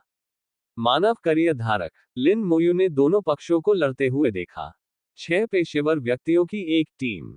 वे एक ऐसे राक्षस को घेरकर उस पर हमला कर रहे थे जो बिल्कुल उस ऑक्टोपस राक्षस जैसा दिखता था जिसे उन्होंने पहले देखा था। लिन मोयू समय से पहले ही उतर गई और एक दर्शक के रूप में लड़ाई देखने के लिए एक ढलान के पीछे रुक गई। ऑक्टोपस राक्षस की 8 तंतु हवा में बेतहाशा लहरा रही थी, लेकिन उन सभी को मानव कर्मियों ने रोक दिया था। एक नाइट, एक हीलर, एक सपोर्ट कंट्रोलर, 2 मैज और एक आर्चर। इनमें से प्रत्येक 70वें स्तर से ऊपर के शीर्ष करियर धारक थे। लेकिन उनमें से कोई भी 80वें स्तर से आगे नहीं बढ़ा था। 80वें स्तर के बाद व्यक्ति के शरीर पर मौजूद आभा बदल जाती है। लिन मोयू को शायद पहले समझ नहीं आया था, लेकिन अब उसे सब कुछ बिल्कुल स्पष्ट हो गया था। शूरवीरों और चिकित्सकों जैसे पेशों के लिए स्तर 70 पर तीसरा परिवर्तन उन्हें मजबूत करियर कौशल प्रदान करता है। लेवल 70 के बाद केवल सपोर्ट से संबंधित करियर में ही अपेक्षाकृत बड़े बदलाव होंगे। अधिकांश सहायक पात्र स्तर 70 के बाद कई नियंत्रण कौशल को जागृत कर लेते हैं, जिससे उन्हें युद्ध क्षेत्र पर शक्तिशाली नियंत्रण प्राप्त होता है। लेवल 70 से पहले सपोर्ट प्लेयर्स को बफ लगाने के बाद मूल रूप से कुछ भी करने को नहीं होता था। वे अपना अधिकांश समय निष्क्रिय रूप से देखते हुए बिताते थे। लेकिन लेवल 70 के बाद कई नियंत्रण कौशलों के प्रकट होने के साथ सहायक कौशल भी नियंत्रण संबंधी पेशे बन गए। जब बहुत सारे राक्षस होते थे, तो वे बड़े पैमाने पर युद्धक्षेत्र नियंत्रण के लिए जिम्मेदार होते थे। जब वे बॉस से लड़ रहे होते थे तो बॉस के कौशल को बाधित करने की जिम्मेदारी उनकी होती थी। इसी प्रकार 70 से ऊपर के स्तर की टीमों में सहायक की भूमिका भी एक अपरिहार्य पेशा बन गई। लिन मोयू ने अपनी आंखों से आगे वाली टीम के समर्थन को देखा, जिसके कर्मचारियों ने प्रकाश का एक गोला उत्सर्जित किया जो तेजी से ऑक्टोपस राक्षस पर गिरा। ऑक्टोपस जैसा राक्षस एक पल के लिए स्तब्ध रह गया। जिस कौशल को विकसित किया जा रहा था वह भी बाधित हो गया। हालांकि बेहोश करने की पूरी प्रक्रिया 2 सेकंड से भी कम समय तक चली, लेकिन इसका प्रभाव बहुत स्पष्ट था। उसने योद्धा को सांस लेने का समय दिया और साथ ही वैद्य को 2 और उपचार करने की अनुमति भी दी। आखिरकार लेवल 70 के बाद की लड़ाइयां पहले की तुलना में कहीं अधिक तीव्र थीं। 2 सेकंड में बहुत कुछ किया जा सकता था। लिन मोयू सीधे नहीं गई। ये टीम डिवाइन समर एम्पायर से नहीं थी। उनके पहनावे से लिन मोयू ने अनुमान लगाया कि वे ईगल कंट्री से थे, ईगल कंट्री में करियर धारक थे। हालांकि ईगल कंट्री और डिवाइन समर एम्पायर के बीच कोई बड़ा संघर्ष नहीं हुआ था, लेकिन कई सालों से उनके बीच संबंध अच्छे नहीं थे। जब दोनों पक्षों के दिग्गज खिलाड़ी जंगल में आमने सामने आते थे तो वे शायद ही कभी एक दूसरे का अभिवादन करते थे। बड़े मुकाबलों के रिकॉर्ड की कोई कमी नहीं थी। कई ऐसी घटनाएं भी हुई थी जिनमें जानमाल का नुकसान हुआ था। इसी वजह से लिन मोयू उनसे मिलने नहीं गई। वह चुपचाप देखता रहा। ऑक्टोपस राक्षस ताकत के मामले में उसकी उम्मीदों से बहुत अलग नहीं था, शायद लेवल 80 से नीचे का एक साधारण बॉस था। ईगल कंट्री की 6 सदस्यीय टीम ने मौन सहयोग किया, विशेष रूप से सहायक टीम का प्रदर्शन बेहद उत्कृष्ट था। उसने बार बार ऑक्टोपस बॉस के कौशल को सटीक रूप से बाधित किया, जिससे नाइट पर दबाव काफी कम हो गया। इससे पीछे मौजूद जादूगरों और तीरंदाजों को भी खुलकर नुकसान पहुंचाने का मौका मिला। पूरी टीम ने बहुत आसानी से लड़ाई लड़ी। हालांकि लिन मोयू ने गौर किया कि जादूगरों का प्रदर्शन कुछ हद तक दब्बू था। वे बड़े पैमाने पर कौशल का उपयोग करने से डरते हुए प्रतीत होते थे। लिन मोयू समझ गई कि यह घास के मैदान की क्षति परावर्तन तंत्र के कारण था। यदि जादूगर बड़े क्षेत्र में मार करने वाली क्षमताओं का उपयोग करते तो बहुत सारे हमले अनिवार्य रूप से घास के मैदान पर पड़ते। संभवतः असंख्य हरी घास की पत्तियों का पहले उड़ना इसलिए संभव था क्योंकि जादूगरों ने बड़े क्षेत्र में काम करने की कला का प्रयोग किया था। जादूगर सबसे शक्तिशाली क्षति पहुंचाने वाले थे। एक बार जब वे पूरी ताकत से नहीं लड़ पाएंगे तो उनकी कार्यक्षमता में अनिवार्य रूप से कमी आ जाएगी। लगभग 30 मिनट तक लड़ाई करने के बाद उन्होंने आखिरकार ऑक्टोपस बॉस को मार गिराया। योद्धा ने अपनी तलवार का इस्तेमाल करके ऑक्टोपस को चीर फाड़ किया और उसके शरीर से एक पानी का गोला निकाला जो मानव सिर से कहीं अधिक बड़ा था।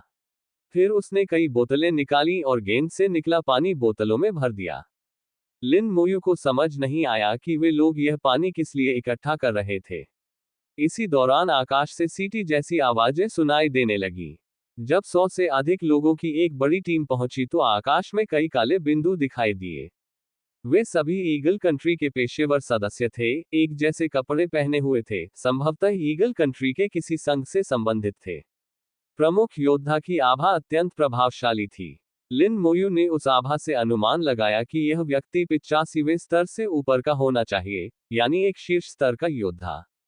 वह वहां उपस्थित सभी लोगों में सर्वोच्च स्तर का व्यक्ति था। शानदार साज सामान पहने हुए उसकी निगाहें मृत ऑक्टोपस पर पड़ी। क्या शुद्धिकरण का पानी एकत्र कर लिया गया है? कई शूरवीरों ने जवाब दिया, ये सब एकत्रित है। उन्होंने इकट्ठी की हुई पानी की बोतलें बाहर निकाल ली। इसके बाद लिन मोयू को पता चला कि ऑक्टोपस के मुखिया से प्राप्त पानी को शुद्धिकरण जल कहा जाता है। और इस 100 लोगों की टीम ने सिर्फ एक ऑक्टोपस राक्षस को ही नहीं मारा था, बल्कि कई ऑक्टोपस सरगनाओं को मारने के लिए अलग अलग हो गई थी। प्रत्येक ऑक्टोपस बॉस केवल सीमित मात्रा में ही शुद्धिकरण जल प्रदान कर सकता था, केवल 5 या 6 बोतलें। अब उनके पास कम से कम 100 से अधिक बोतलें मौजूद थीं। प्रत्येक व्यक्ति को एक बोतल मिल जाएगी और कुछ बच भी जाएगी। प्रमुख योद्धा ने सिर हिलाते हुए कहा, अच्छा, हर व्यक्ति को एक एक बोतल दे दो। इससे हम विषैले ड्रैगन के खतरे को काफी हद तक कम कर सकते हैं। इस बार हमारे ईगल गिल्ड को विषैले ड्रैगन को मारना होगा और पिछली हार का बदला लेना होगा। लिन मोयू थोड़ा हैरान रह गई। ये लोग सचमुच विषैले ड्रैगन को मारने वाले थे। ऐसा प्रतीत होता था कि उनके हाथों में मौजूद शुद्धिकरण जल में विषुण के प्रभाव होने चाहिए। मुझे आश्चर्य है कि जब उन्हें पता चलेगा कि विषैले ड्रैगन को पहले ही मार दिया गया है तो उन्हें कैसा महसूस होगा। कितनी अफसोस की बात है, आप एक कदम देर से आए। लिन मोयू को ये बात हास्यास्पद लगी। ये लोग इतनी अच्छी तैयारी करके आए थे, लेकिन शायद निराश होकर ही लौटेंगे।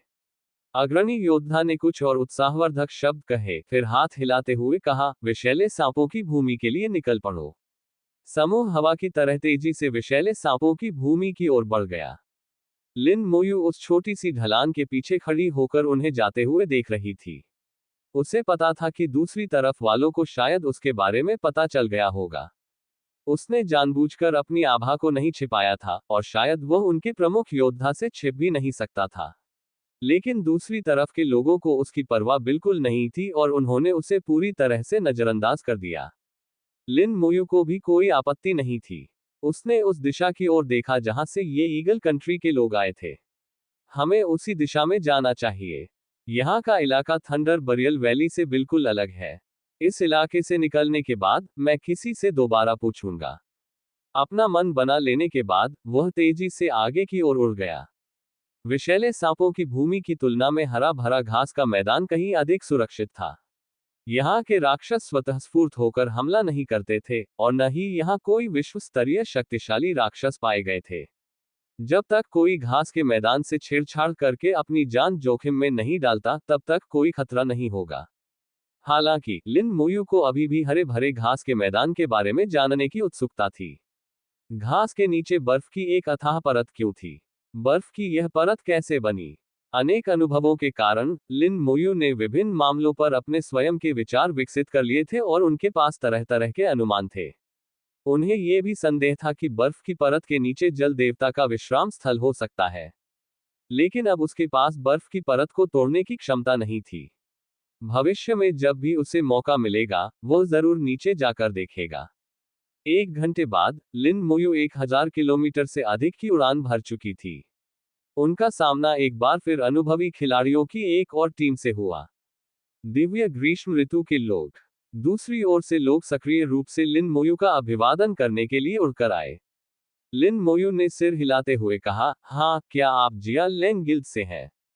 लिन मोयू ने उनके कपड़ों पर बने निशान को पहचान लिया। मु शियान के शरीर पर जिया लैंग गिल्ड का निशान था, इसलिए लिन मोयू इससे अच्छी तरह परिचित थी। दूसरा व्यक्ति लंबा और हट्टा कट्टा था, जिसकी लंबाई 2 मीटर से अधिक थी और उसका शरीर सुगठित था। उनकी बोलने का तरीका उनके रूप रंग से मेल खाता था, बहुत ही सीधा सादा। जी हाँ, Jia Lan Liang, level 82 holy word knight. Jia Lan Liang. ऐसा लगता है कि वह न केवल जिया लैंग गिल्ड से था, बल्कि जिया लैन येयू के साथ उसका कुछ संबंध भी था। अचानक जिया लैन लियांग ने आश्चर्य का भाव दिखाते हुए कहा, छोटे भाई, तुम सिर्फ 52वें लेवल पर कैसे हो?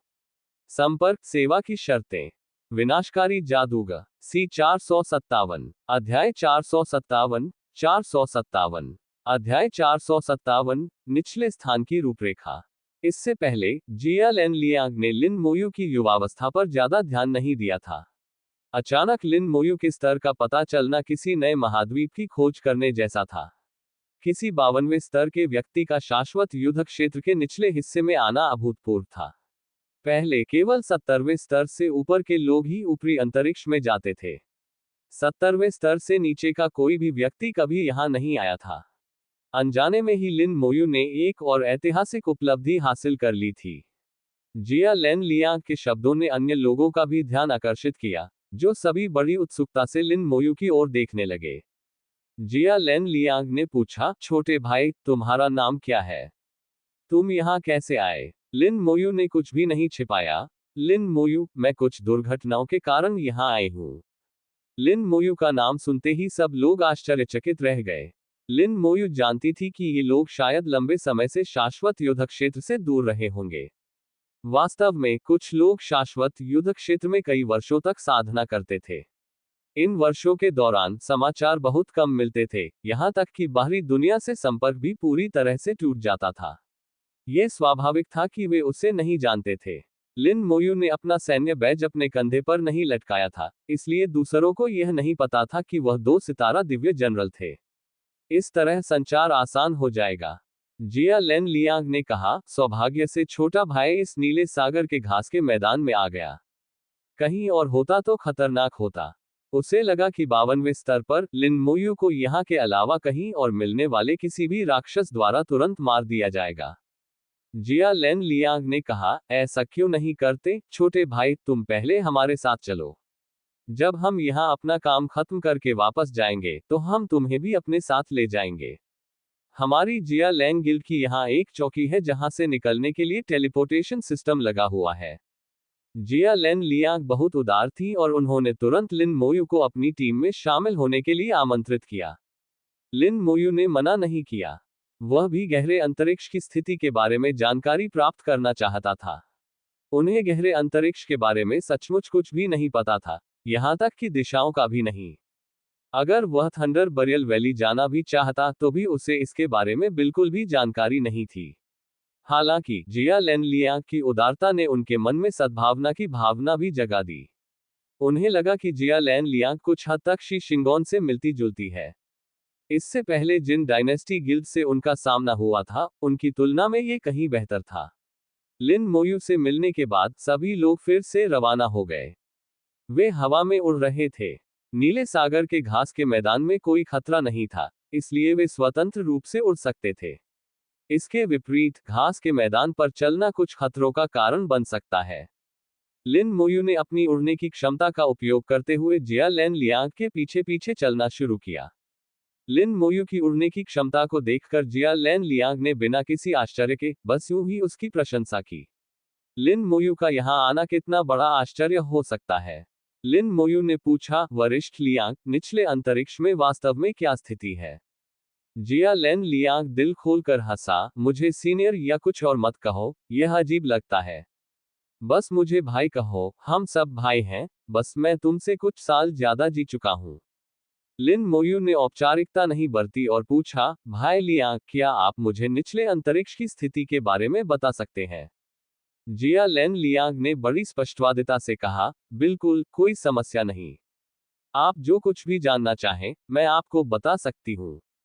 लिन मोयू ने कहा, निचले हिस्से के बारे में सब कुछ। जिया लेन लियांग ने एक पल सोचा, ठीक है, चलिए उस क्षेत्र से शुरू करते हैं जहां हम हैं। यह क्षेत्र नीला सागर घास का मैदान है। ऐसा कहा जाता है कि अनगिनत साल पहले ये कभी एक महासागर हुआ करता था। आपने शायद यहाँ के राक्षसों को देखा होगा, है ना? लिन मोयू ने सिर हिलाते हुए कहा, अभी अभी फ्लाइंग ईगल गिल्ड नामक एक समूह ने कुछ ऑक्टोपस राक्षसों को मार डाला, शुद्धिकरण जल लिया और विषैले सांपों की भूमि की ओर चले गए। जिया लेन लियांग ने दिल खोलकर हंसते हुए कहा, इन लोगों की फिर से पिटाई होने वाली है। ये लोग अभी कुछ देर पहले ही गए थे, बुरी तरह हार गए और अपने कुछ लोगों को भी खो बैठे। टॉक्सिक ड्रैगन एक लेवल 85 का विश्व स्तरीय बॉस है, जिससे निपटना इतना आसान नहीं है। लेकिन यह उनका मामला है, हम इसमें दखल नहीं दे सकते। ठीक है, उन्हें छोड़ो, मैं तुम्हें बताना जारी रखूंगा। हमारी इस जगह को ब्लू सी ग्रासलैंड कहते हैं। पश्चिम की ओर जाने पर पॉइजन स्नैक लैंड है और पॉइजन स्नैक लैंड से गुजरते हुए आप जायंट लीफ फॉरेस्ट पहुंचेंगे।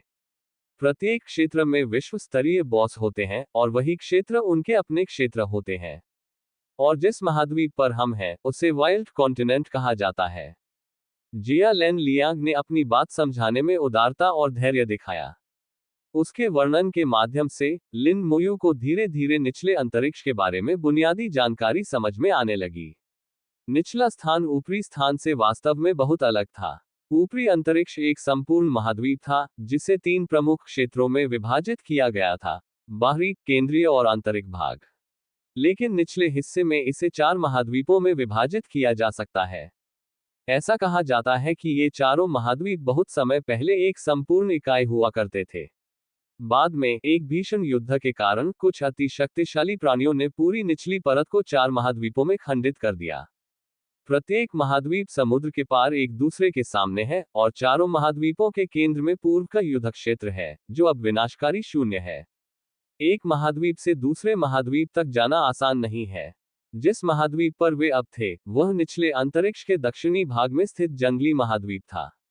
मानव संघों में नंबर 1 होने के नाते जिया लेन गिल्ड शक्तिशाली था। उनके दक्षिणी जंगली महाद्वीप और पूर्वी दिव्य ड्रैगन महाद्वीप दोनों पर चौकियां थीं, और उन्होंने उनके बीच यात्रा करने के लिए टेलीपोर्टेशन सिस्टम स्थापित कर रखे थे। लिन मोयू ने थंडर बरियल वैली के बारे में भी जानकारी मांगी। थंडर बरियल वैली उत्तरी भाग में स्थित विंड थंडर महाद्वीप के केंद्र में थी। वहां पहुंचने के दो रास्ते थे। एक मार्ग पूर्वी दिव्य ड्रैगन महाद्वीप से होकर जाता था, फिर पवन गड़गड़ाहट सागर को पार करके पवन गड़गड़ाहट महाद्वीप में प्रवेश किया जाता था। दूसरा मार्ग पश्चिम में स्थित फॉलन स्टार महाद्वीप के सबसे पश्चिमी छोर से था, जो विंड थंडर महाद्वीप में भी प्रवेश कर सकता था।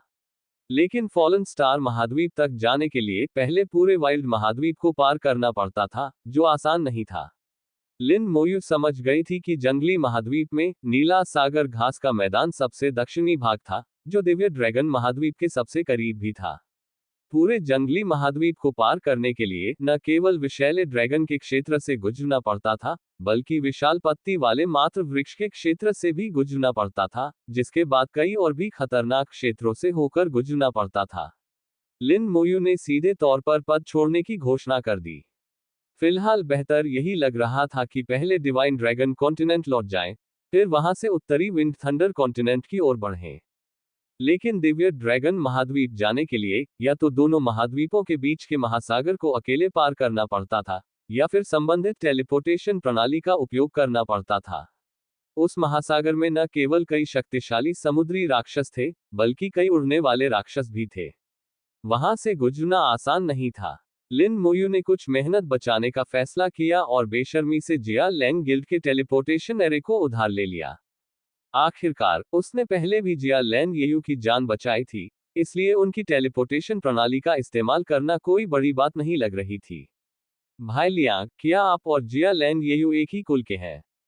लिन मोयू ने पूछा। जिया लैन लियांग ने थोड़ा आश्चर्यचकित होकर पूछा, भाई लिन येयू को जानते हैं? लिन मोयू ने कहा, मैं उससे एक बार अंतरिक्ष में मिली थी। जिया लैन लियांग दिल खोलकर हंसी, तो बात ऐसी है। तो वाकई हमारा मिलना किस्मत में लिखा था। जिया लैन येयू मेरी छोटी बहन है। वो अब कैसी है? लिन मोयू ने एक पल सोचा, आखिरी बार मैंने उसे आधे महीने से भी ज्यादा समय पहले देखा था।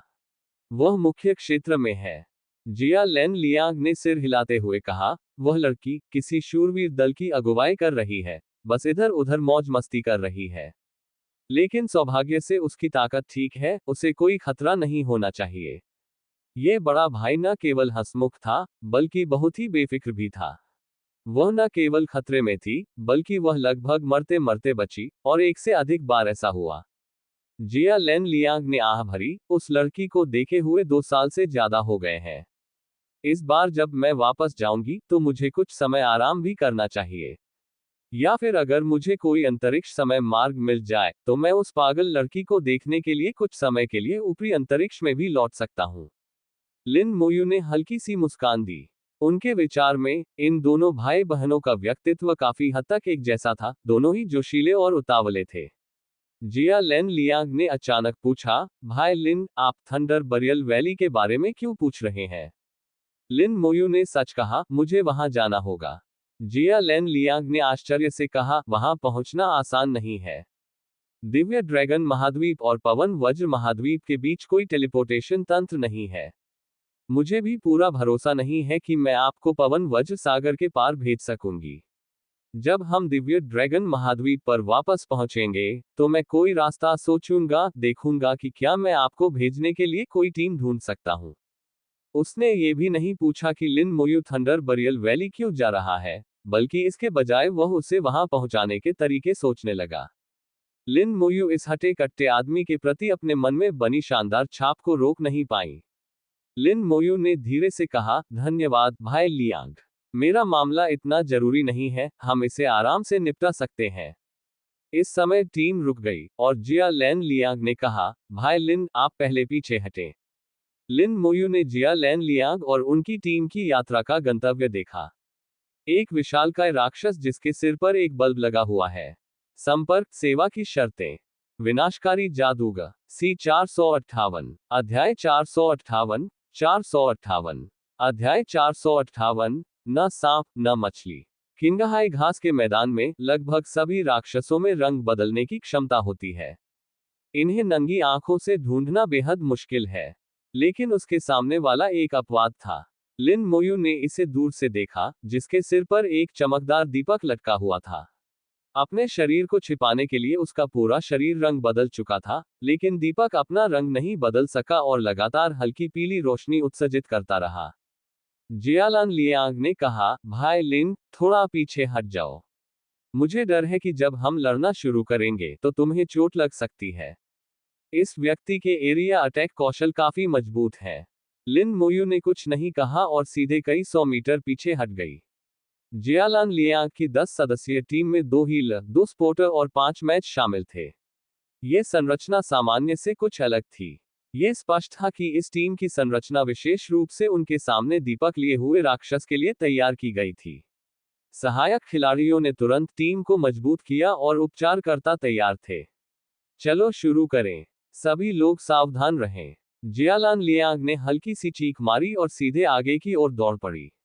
ऐसा प्रतीत होता है कि उसने राक्षस के स्थान का पता लगा लिया था और एक उल्कापिंड की तरह वह आकाश से नीचे गिरा और बुरी तरह से टकराया। लिन मोयू को थोड़ा आश्चर्य हुआ। जियालान लियांग 82वें स्तर का पवित्र योद्धा था। उनकी युद्ध क्षमता स्वतः स्पष्ट थी। इस तरह की जोरदार टक्कर से संभवतः तलवार घास का जवाबी हमला शुरू हो जाएगा। जियालान लियांग के पूर्व परिचय से लिन मोयू को पता था कि किंगहाई घास के मैदान में उगने वाली घास को तलवार घास कहा जाता है। ये घास की तरह दिखता था लेकिन तलवार की तरह उड़ता था।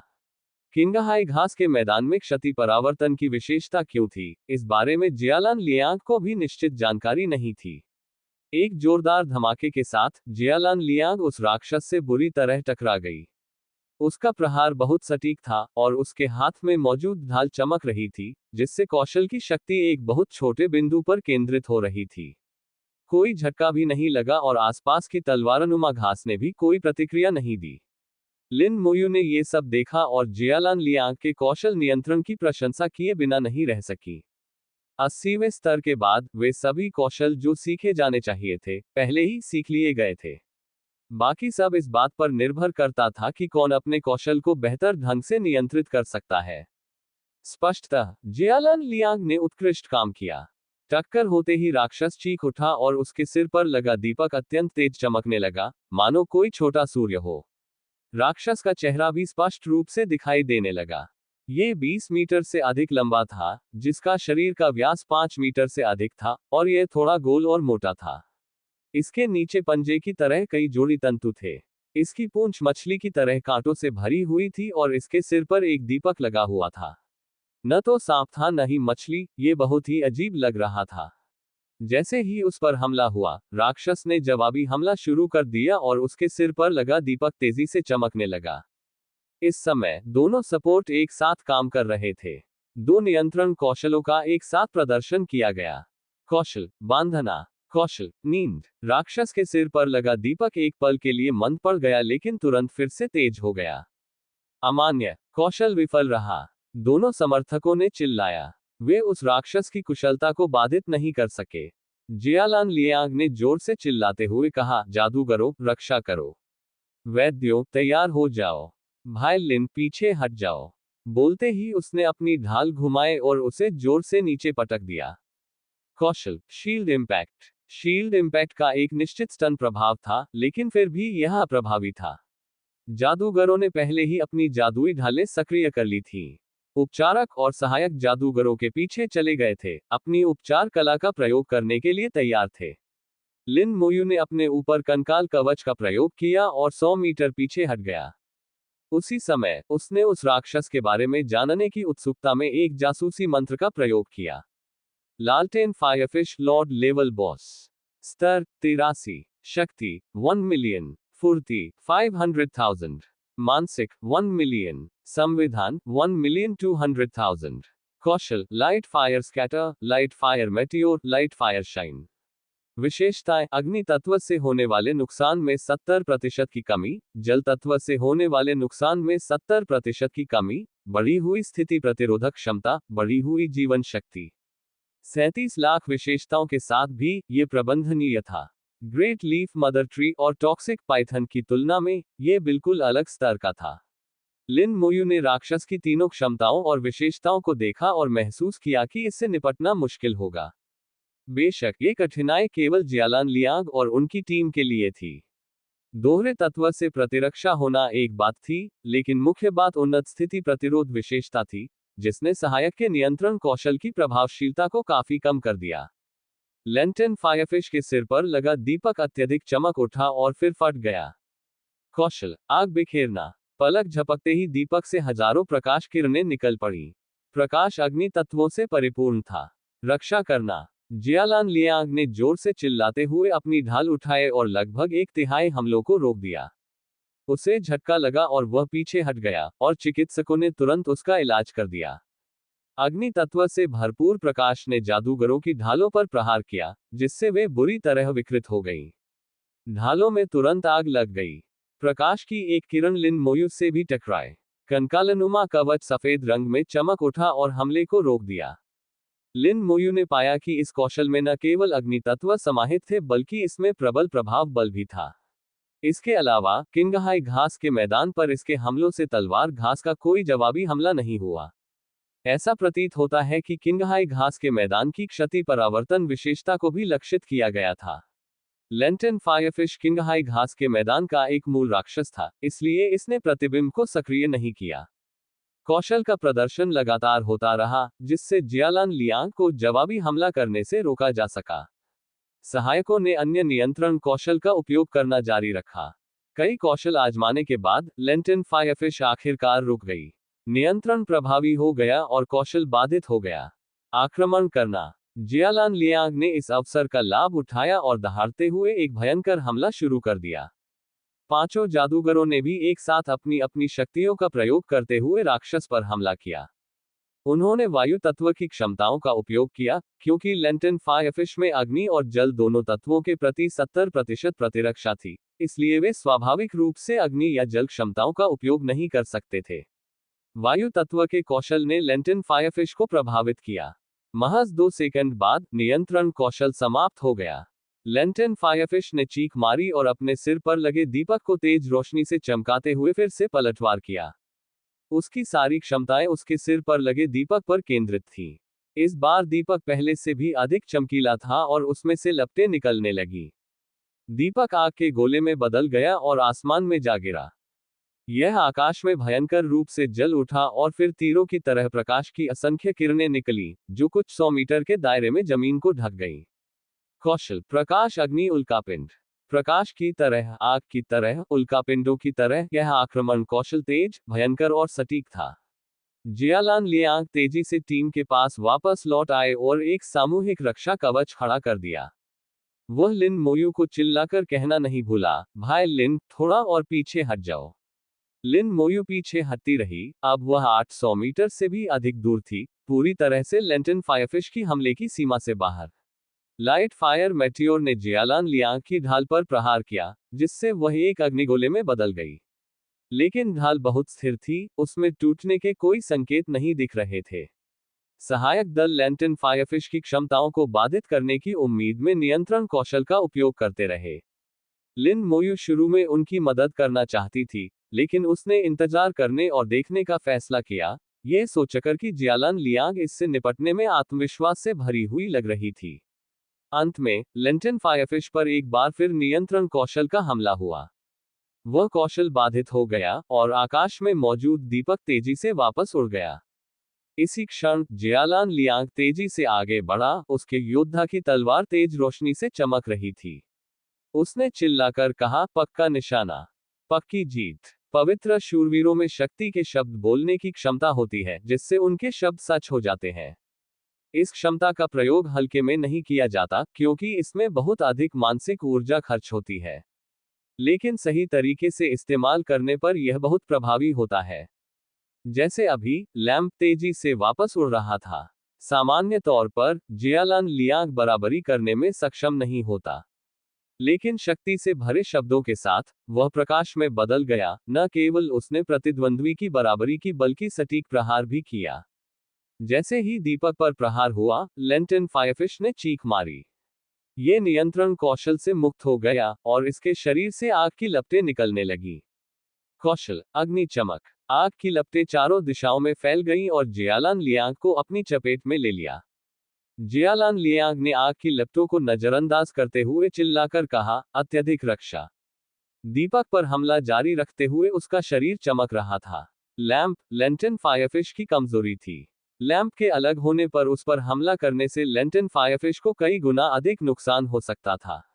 लेंटन फायरफिश स्पष्ट रूप से चिंतित थी, अपने विशाल शरीर के साथ जियालान लियांग पर झपटी, उसे रोकने और अपना दीपक वापस लेने की कोशिश कर रही थी। इसी क्षण तेज हवा के कई ब्लेड उड़ते हुए आए और लैंप से ठीक टकराए। जादूगरों ने जियालान लियांग के साथ सहयोग किया और दीपक को वापस नहीं आने दिया। अब युद्ध की लय जियालान लियांग के नियंत्रण में थी। वह शक्ति के शब्दों का बार बार प्रयोग करते हुए दीपक को दृढ़ता से नियंत्रित कर रहा था। लिन मोयू को पता था कि जियालान लियांग की यह लड़ाई निश्चित रूप से जीतेगी। लेंटन फायरफिश को हराना तो बस समय की बात थी। समय बीतने के साथ लेंटन फायरफिश अपना दीपक वापस नहीं ले पाए और बुरी तरह घायल हो गई, उसकी आभा कमजोर पड़ने लगी। जब जीत लगभग निश्चित लग रही थी, तभी अचानक बगल से एक तीर चला। ध्यान रहे, लिन मोयू चिल्लाए और जियालान लियांग ने प्रतिक्रिया दी, लेकिन बहुत देर हो चुकी थी। तीर जियालान लियांग के कंधे पर लगा और फट गया। संपर्क सेवा की शर्तें। विनाशकारी जादूगर सी 459 अध्याय 459 अध्याय 459 कृपया इस छोटी चुड़ैल को तंग न करें। तीर अचानक बिना किसी चेतावनी के प्रकट हुआ। यहां तक कि लिन मोयू को भी इसका एहसास उसी क्षण हुआ जब ये प्रकट हुआ। जियालान लियांग की प्रतिक्रिया लिन मोयू की तुलना में थोड़ी धीमी थी और उसके पास केवल अपने शरीर को थोड़ा सा मोड़ने का ही समय था। तीर उसके कंधे पर लगा लेकिन उसके कवच ने उसे रोक दिया। फिर तीर फट गया और उसके जबरदस्त प्रभाव से जियालान लियांग 10 मीटर से भी अधिक दूर जा गिरी। इस अवसर का लाभ उठाते हुए लेंटन फायरफिश ने अपनी लालटेन उठाए और फिर एक अजीब सी चीख के साथ दूर भाग गई। क्रोध से भरे जियालान लियांग उसका पीछा करना चाहते थे, लेकिन अचानक कई और तीखे तीर प्रकट हुए और उन्हें रोक दिया। ये सब इतनी अचानक हुआ कि जब तक जियालान लियांग की टीम हरकत में आई, तब तक लेंटन फायरफिश बहुत दूर भाग चुकी थी। ब्लैक ड्रैगन गिल्ड, तुम मौत को दावत दे रहे हो। जियालान लियांग ने क्रोध में दहाड़ लगाई। उसे यह जानने के लिए अनुमान लगाने की जरूरत नहीं थी कि तीर कौन चला रहा था। वह तो गुस्से में थे ही, साथ ही उनकी टीम के सदस्य भी बेहद नाराज थे। एक व्यक्ति ने अपनी छड़ी उठाई और उसमें से एक तेज रोशनी निकली, जिससे एक चमकता हुआ गोला बन गया। उस गोले में आक्रमण करने की कोई शक्ति नहीं थी, लेकिन वह जिस भी चीज को प्रकाशित करता था, उसे उजागर कर देता था। यहां तक कि जमीन पर मौजूद राक्षसों की रूपरेखा भी स्पष्ट रूप से दिखाई दे रही थी। हवा में ही आधा इंसान आधा घोड़ा जैसा एक प्राणी प्रकट हुआ।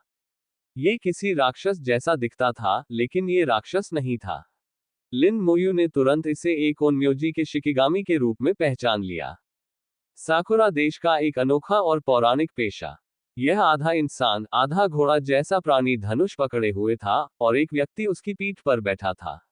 उस व्यक्ति ने साकुरा देश की पारंपरिक पोशाक पहन रखी थी और उसके चेहरे पर एक भयावह मुस्कान थी। अरे कितना अफसोस की बात है।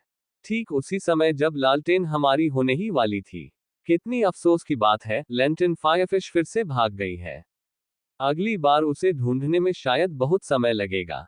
जियालान लियांग ने अपनी तलवार उसकी ओर तानते हुए कहा, एबे योशिनो, तुम मौत को दावत दे रहे हो। एबे योशिनो ने हंसते हुए कहा, कौन मरेगा, यह अभी भी अनिश्चित है। जैसे ही उसने बोलना शुरू किया, उसके नीचे मौजूद सेंटोर शिकिगामी ने आकाश में एक तीर चलाया। तीर हवा में ही फट गया, जिससे एक तीखी आवाज और तेज रोशनी निकली जो काफी देर तक बनी रही। लिन मोयू ने देखा और महसूस किया कि प्रकाश के तीर का प्रभाव दिव्य ग्रीष्म साम्राज्य के संकट संकेत के समान था।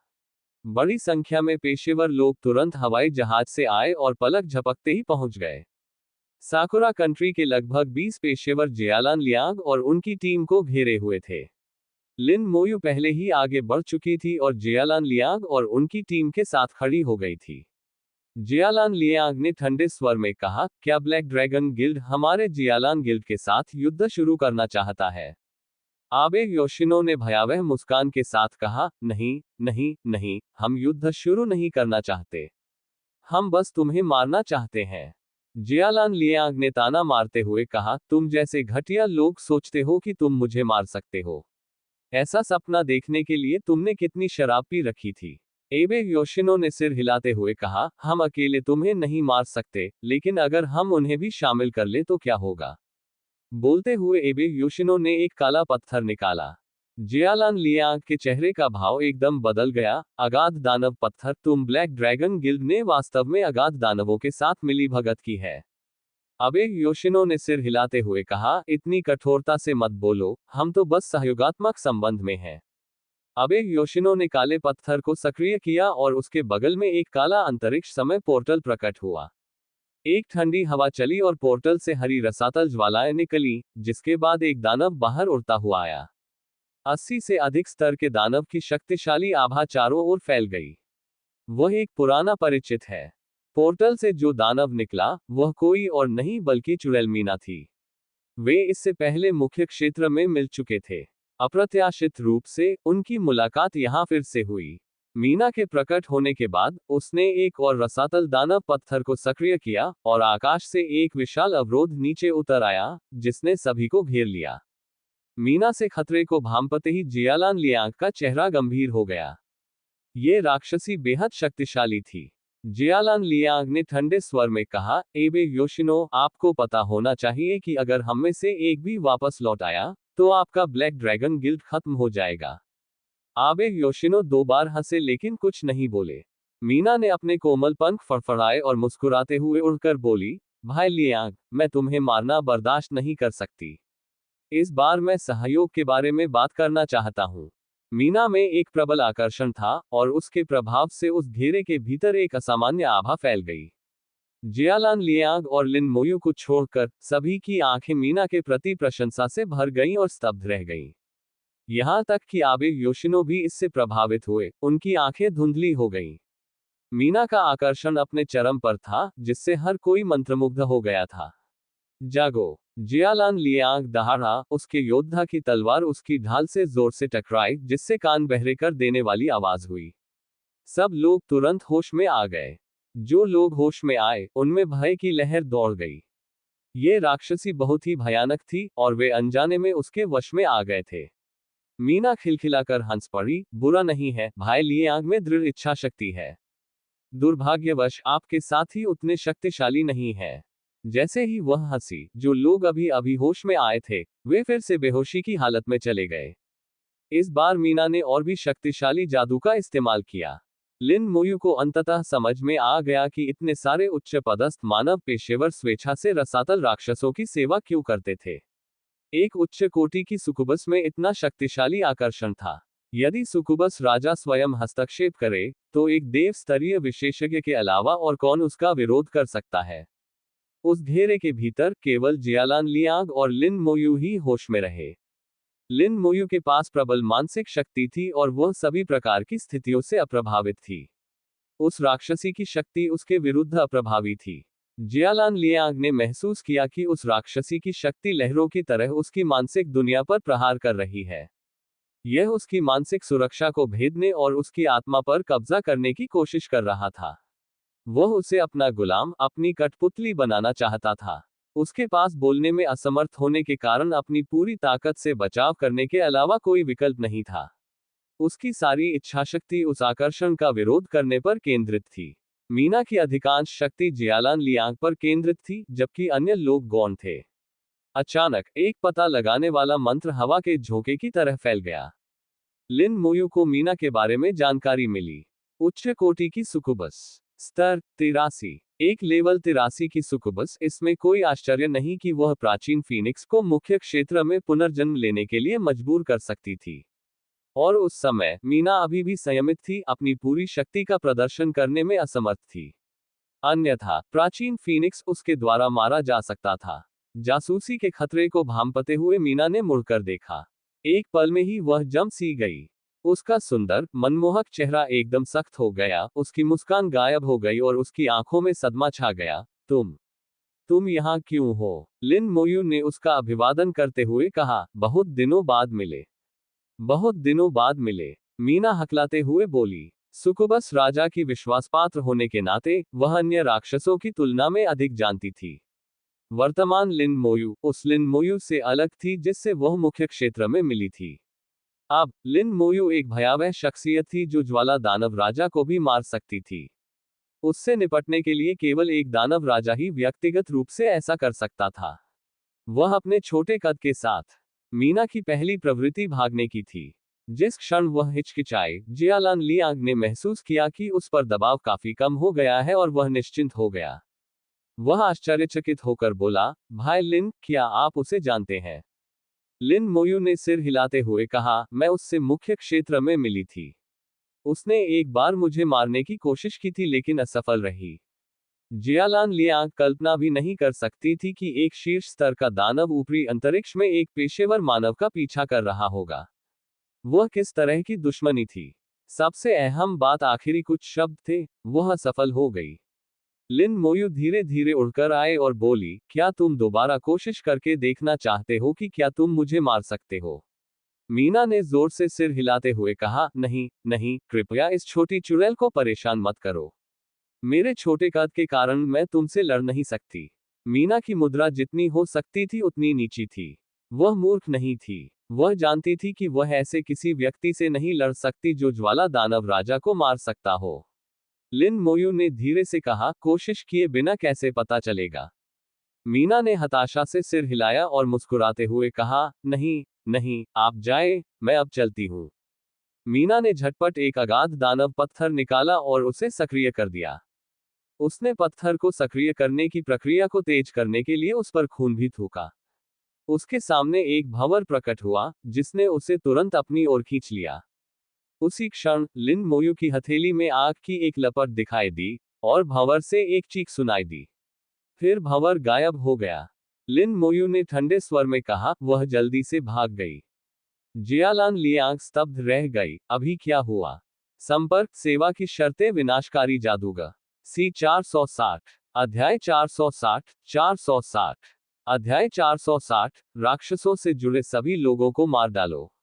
यह अवरोध मीना नामक राक्षसी द्वारा स्थापित किया गया था।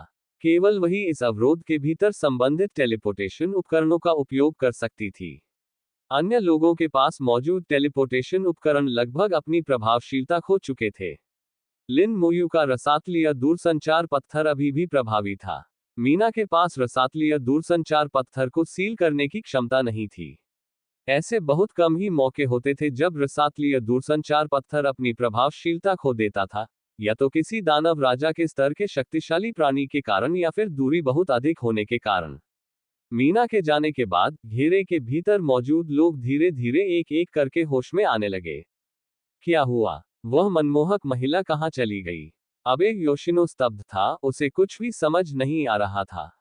उसे बस इतना पता था कि जब उसे होश आया तो वहां मीना नाम की राक्षसी कहीं नजर नहीं आ रही थी। लिन मोयू ने धीमी आवाज में कहा, भाई लियांग, हमें इन लोगों के साथ क्या करना चाहिए? क्या इन्हें मार देना चाहिए? अगर यह उसके हाथ में होता तो वह पूछता भी नहीं और सीधे उन्हें मार डालता। लेकिन चूंकि जियालान लियांग वहां मौजूद थी, इसलिए उसे उसकी राय लेना जरूरी था। जियालान लियांग ने कहा, वह ब्लैक ड्रैगन गिल्ड के नेता का बेटा है और उसने एक आत्मा चिन्ह स्थापित किया है, इसलिए मारे जाने पर भी वह पुनर्जीवित हो जाएगा। हमारी जियालान गिल्ड फिलहाल ब्लैक ड्रैगन गिल्ड के साथ युद्ध शुरू नहीं करना चाहती। ब्लैक ड्रैगन गिल्ड साकुरा देश में पेशेवरों का सबसे शक्तिशाली गिल्ड था। अगर वे जियालान गिल्ड से युद्ध करते तो इससे मानव जाति को कोई लाभ नहीं होता और केवल नुकसान ही होता। जियालान गिल्ड के उपनेता होने के नाते जियालान लियांग को स्वाभाविक रूप से कई कारकों पर विचार करना पड़ता था। लिन मोयू ने कहा, मैं उसे पुनर्जीवित होने से रोक सकती हूँ। पुनर्जीवन को रोकना आसान था, बस व्यक्ति की आत्मा को नष्ट कर दो। आत्मा के बिना आत्मा चिन्ह अप्रभावी हो जाएगा और पुनर्जीवन असंभव हो जाएगा। पहले लिन मोयू को यह बात समझ नहीं आई थी, लेकिन अब वह जानता था कि आत्मा ज्वाला कौशल से वह ऐसा कर सकता है। जियालान लियांग ने एक पल के लिए सोचा, अगर ऐसा है तो उन्हें मार डालो। चूंकि वह उन्हें हमेशा के लिए खत्म कर सकता था, इसलिए जियालान लियांग को अब कोई संकोच नहीं था। आखिरकार निचले अंतरिक्ष में हर दिन कई लोग मरते थे, इसलिए आबे योशिनो को मारना कोई असामान्य बात नहीं थी। जियालान लियांग कुछ करने ही वाला था, लेकिन लिन मोयू ने उसे रोकते हुए कहा, मुझे इसे संभालने दो। वह धीरे धीरे दल से बाहर निकला और अबे योशिनो के पास पहुंचा। अबे योशिनो को अभी अभी होश आया था और उसने लिन मोयू और जियालान लियांग के बीच हुई बातचीत नहीं सुनी थी।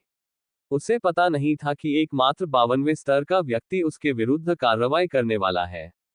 उसके विचार अभी पूरी तरह से संभले नहीं थे, अन्यथा उसे यह समझ आ जाता कि निचले स्तर पर 52वें स्तर के व्यक्ति का प्रकट होना असामान्य था। लिन मोयू ने उससे कुछ भी कहने की जहमत नहीं उठाई। पाताल लोक के राक्षसों से जुड़े लोगों को वह देखते ही मार डालता था। उसने अपनी उंगली उठाए और आबे योशिनो की ओर इशारा किया। एक भिनभिनाहट की आवाज आए और एक लाल बत्ती चमक उठी। कौशल, वृद्धावस्था अभिशाप। अभिशाप अवरोध के कारण रुक गया और केवल अवरोध की सीमा के भीतर ही प्रभावी हुआ। ब्लैक ड्रैगन गिल्ड के सभी सदस्य एक साथ शापित हो गए। इस अभिशाप ने उन्हें पूरी तरह जागृत कर दिया। 70 से ऊपर के स्तर के शीर्ष पेशेवर होने के नाते, जिनके पास युद्ध का भरपूर अनुभव था, अभिशाप लगने के तुरंत बाद ही उपचारकों ने सहज रूप से अभिशाप को दूर करने के लिए कौशल का प्रयोग करना शुरू कर दिया। इसके अलावा, अवरोध की सीमा के भीतर घास के मैदान पर मौजूद कई राक्षस भी शापित हो गए, और वे तुरंत लिन मोयू की ओर उड़ गए। भाई लिन, सावधान रहना, जियालान लियांग ने घबराकर चिल्लाया, लेकिन अपनी बात पूरी करने से पहले ही उसे अपने शब्द वापस लेने पड़े। लिन मोयू की दूसरी क्षमता अचानक सक्रिय हो गई। कौशल, कंकाल कारागार। पलक झपकते ही आबे योशिनो समेत सभी लोग घनी सफेद हड्डियों से ढक गए। कंकाल कारागार का प्रभाव न केवल बांधने वाला था, बल्कि लकवाग्रस्त करने वाला भी था। विश्व स्तरीय बॉस के खिलाफ पक्षाघात का प्रभाव अप्रभावी रहा, लेकिन इन पेशेवरों पर इसका अच्छा खासा प्रभाव पड़ा। ब्लैक ड्रैगन गिल्ड के सभी सदस्य, जिनमें वे राक्षस भी शामिल थे जो अभी अभी ऊपर उड़े थे, हवा में ही जम गए थे और हिलने डुलने में असमर्थ थे। यहां तक कि आबे योशिनो का सेंटोर शिकिगामी भी जम गया, एक सफेद हड्डी के सेंटोर में बदल गया, गतिहीन हो गया। कंकाल कारागार का सामूहिक बंधन ज्यादा देर तक नहीं टिकेगा। स्तर के अंतर को देखते हुए, बंधन की अवधि 10 सेकंड से अधिक नहीं होगी। लेकिन लिन मोयू के लिए उन 10 सेकंड का समय ही काफी था। असंख्य मरे हुए सैनिकों की सेनाएं हवा में प्रकट हुई, जिन्होंने लगभग पूरी बाधा को भर दिया। लिन मोयू की पीठ पर स्ट्रॉन्ग सोल्जर कौशल के सक्रिय होते ही गर्मी की लहर दौड़ गई। चूंकि वह उन सभी का वध करने जा रहा था, इसलिए लिन मोयू ने कोई निशान न छोड़ने का फैसला किया। इससे न केवल आबे योशिनो की आत्मा नष्ट हो जाएगी, बल्कि अन्य लोगों की आत्माएं भी नष्ट हो जाएंगी। उसे यकीन नहीं था कि दूसरों ने आत्मा के निशान लगाए थे या नहीं। माफी से अधिक सुरक्षित। आबे योशिनो की भयभीत निगाहों के सामने कंकाल बरसेरकर्स ने अपनी कुल्हाड़ियां उसके सामने उठा ली। लाल बत्ती चमकी और कंकाल बरसेरकर्स ने उस पर अपनी क्षमताओं का इस्तेमाल करना शुरू कर दिया। अबे योशिनो ने अपने गले से क्रोध भरी दहाड़ निकाली, एक शक्तिशाली आभा उत्पन्न की और कंकाल कारागार से मुक्त होने की कोशिश की। एक जोरदार धमाके के साथ कौशल से परिपूर्ण कुल्हाड़ी उस पर जा गिरी। एबे योशिनो का शरीर पल भर में टुकड़े टुकड़े हो गया। क्या वह मरा नहीं है? लिन मोयू थोड़ा स्तब्ध रह गया। उसकी आत्मा ज्वाला अभी भी आबे योशिनो की आत्मा पर टिकी हुई थी। वह एबे योशिनो की आत्मा को उसकी मृत्यु के क्षण से ही पूरी तरह से नष्ट करने के लिए तैयार था, क्योंकि उसी क्षण उसकी आत्मा को सुरक्षा प्राप्त नहीं होती थी। लेकिन अब आबे योशिनो मरा नहीं था, और लिन मोयू इसे महसूस कर सकती थी। क्या ये प्रतिस्थापन तकनीक है? बुरा कौशल नहीं है। आत्मा की ज्वाला कुछ देर तक टिमटिमाई, और लिन मोयू के पीछे से एक चीख सुनाई दी। लिन मोयू को इस बात का पता नहीं था कि उसके पीछे तलवार चलाने वाला एक शिकिगामी प्रकट हो गया था। तेज तलवार की धार लिन मोयू के पीछे से नीचे की ओर आई। आबे योशिनो शिकिगामी के कंधे पर सिकुड़कर बैठा था, उसका चेहरा दर्द से विकृत था और वह पूरी तरह कांप रहा था।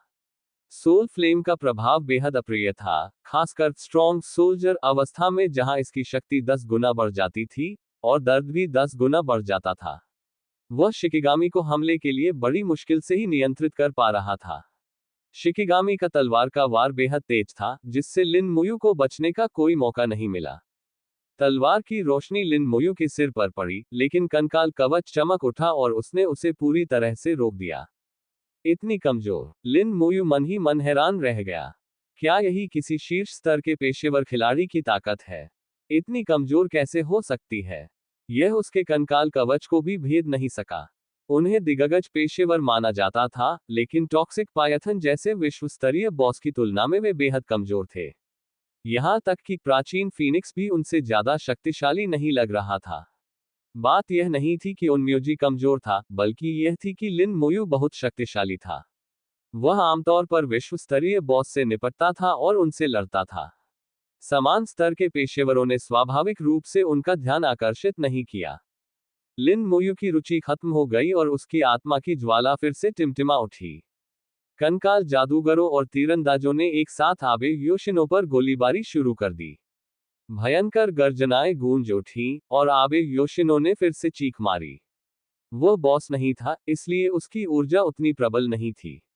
शक्तिशाली सैनिक अवस्था में हमलों की एक ही बौछार उसे लगभग मार डालने के लिए काफी थी। दूसरी सोल फ्लेम के साथ मिलकर आबे योशिनो मृत्यु के कगार पर था। शिकिगामी के हमले की बात करें तो लिन मोयू ने पहले ही इसे नजरअंदाज कर दिया था। स्केलेटन बरसेरकाज मानो टेलीपोर्ट होकर आबे योशिनो के सामने प्रकट हुए और फिर से हमला करने के लिए अपनी कुल्हाड़ियां उठा ली। मृत्यु के खतरे को भांपते हुए आबे योशिनो ने तुरंत एक स्क्रॉल निकाला और उसे सक्रिय कर दिया। उसके चारों ओर तुरंत एक बेहद मजबूत सुरक्षा घेरा बन गया, जिसने कंकालों के हमलों को रोक दिया। उसी समय आबे योशिनो ने एक औषधि निकाली और उसे पी लिया। उन्हें अभी अभी जो चोटें आई थीं, वे तेजी से ठीक हो रही थीं। 80 से ऊपर के स्तर के पेशेवरों, शीर्ष स्तर के पेशेवरों के लिए उन्हें मारना इतना आसान नहीं था। लेकिन लिन मोयू के लिए ये केवल अधिक प्रयास करने की बात थी। चाहे कितनी भी मुश्किल क्यों न हो, क्या किसी विश्व स्तरीय बॉस से निपटना उससे भी ज्यादा कठिन हो सकता है? ये सब कुछ 2 सेकंड के भीतर ही हो गया। एबे योशिनो पहले ही 2 बार मौत के मुंह से बाल बाल बच चुका था। उसके चेहरे पर घोर भय के भाव थे। वह सचमुच बहुत डरा हुआ था। हालांकि वह लिन मोयू की पहचान नहीं जानता था, लेकिन वह ये जानता था कि ऐसा व्यक्ति केवल 52वें स्तर का नहीं हो सकता। एबे योशिनो की नजर में लिन मोयू भेष बदलकर आया हुआ एक ईश्वर स्तरीय विशेषज्ञ होना चाहिए। इसी क्षण एक के बाद एक चीखें सुनाई देने लगी। एबे योशिनो ने अपने आसपास जो हो रहा था उसे देखा। ब्लैक ड्रैगन गिल्ड के सभी सदस्यों के अंक कुल्हाड़ियों से कट गए थे और वे हवा से गिर रहे थे। वे मारे तो नहीं गए, लेकिन उनके अंक कट जाने के कारण वे भागने की क्षमता खो बैठे। बाद में उन्हें एक एक करके मार दिया जाएगा। अबे योशिनो का दिल भय से भर गया था। ये कंकाल बहुत ही डरावने थे। उनमें से हर एक दूसरे से कमजोर नहीं था, और उनकी भारी संख्या भयावह थी। वह उनसे कैसे लड़ सकता था? लड़ने का कोई रास्ता नहीं था। लिन मोयू ने उसे सांस लेने का मौका भी नहीं दिया। कंकाल जादूगरों और तीरंदाजों ने फिर से गोलीबारी शुरू कर दी। एबे योशिनो की सुरक्षा दीवार एक जोरदार धमाके के साथ चकनाचूर हो गई।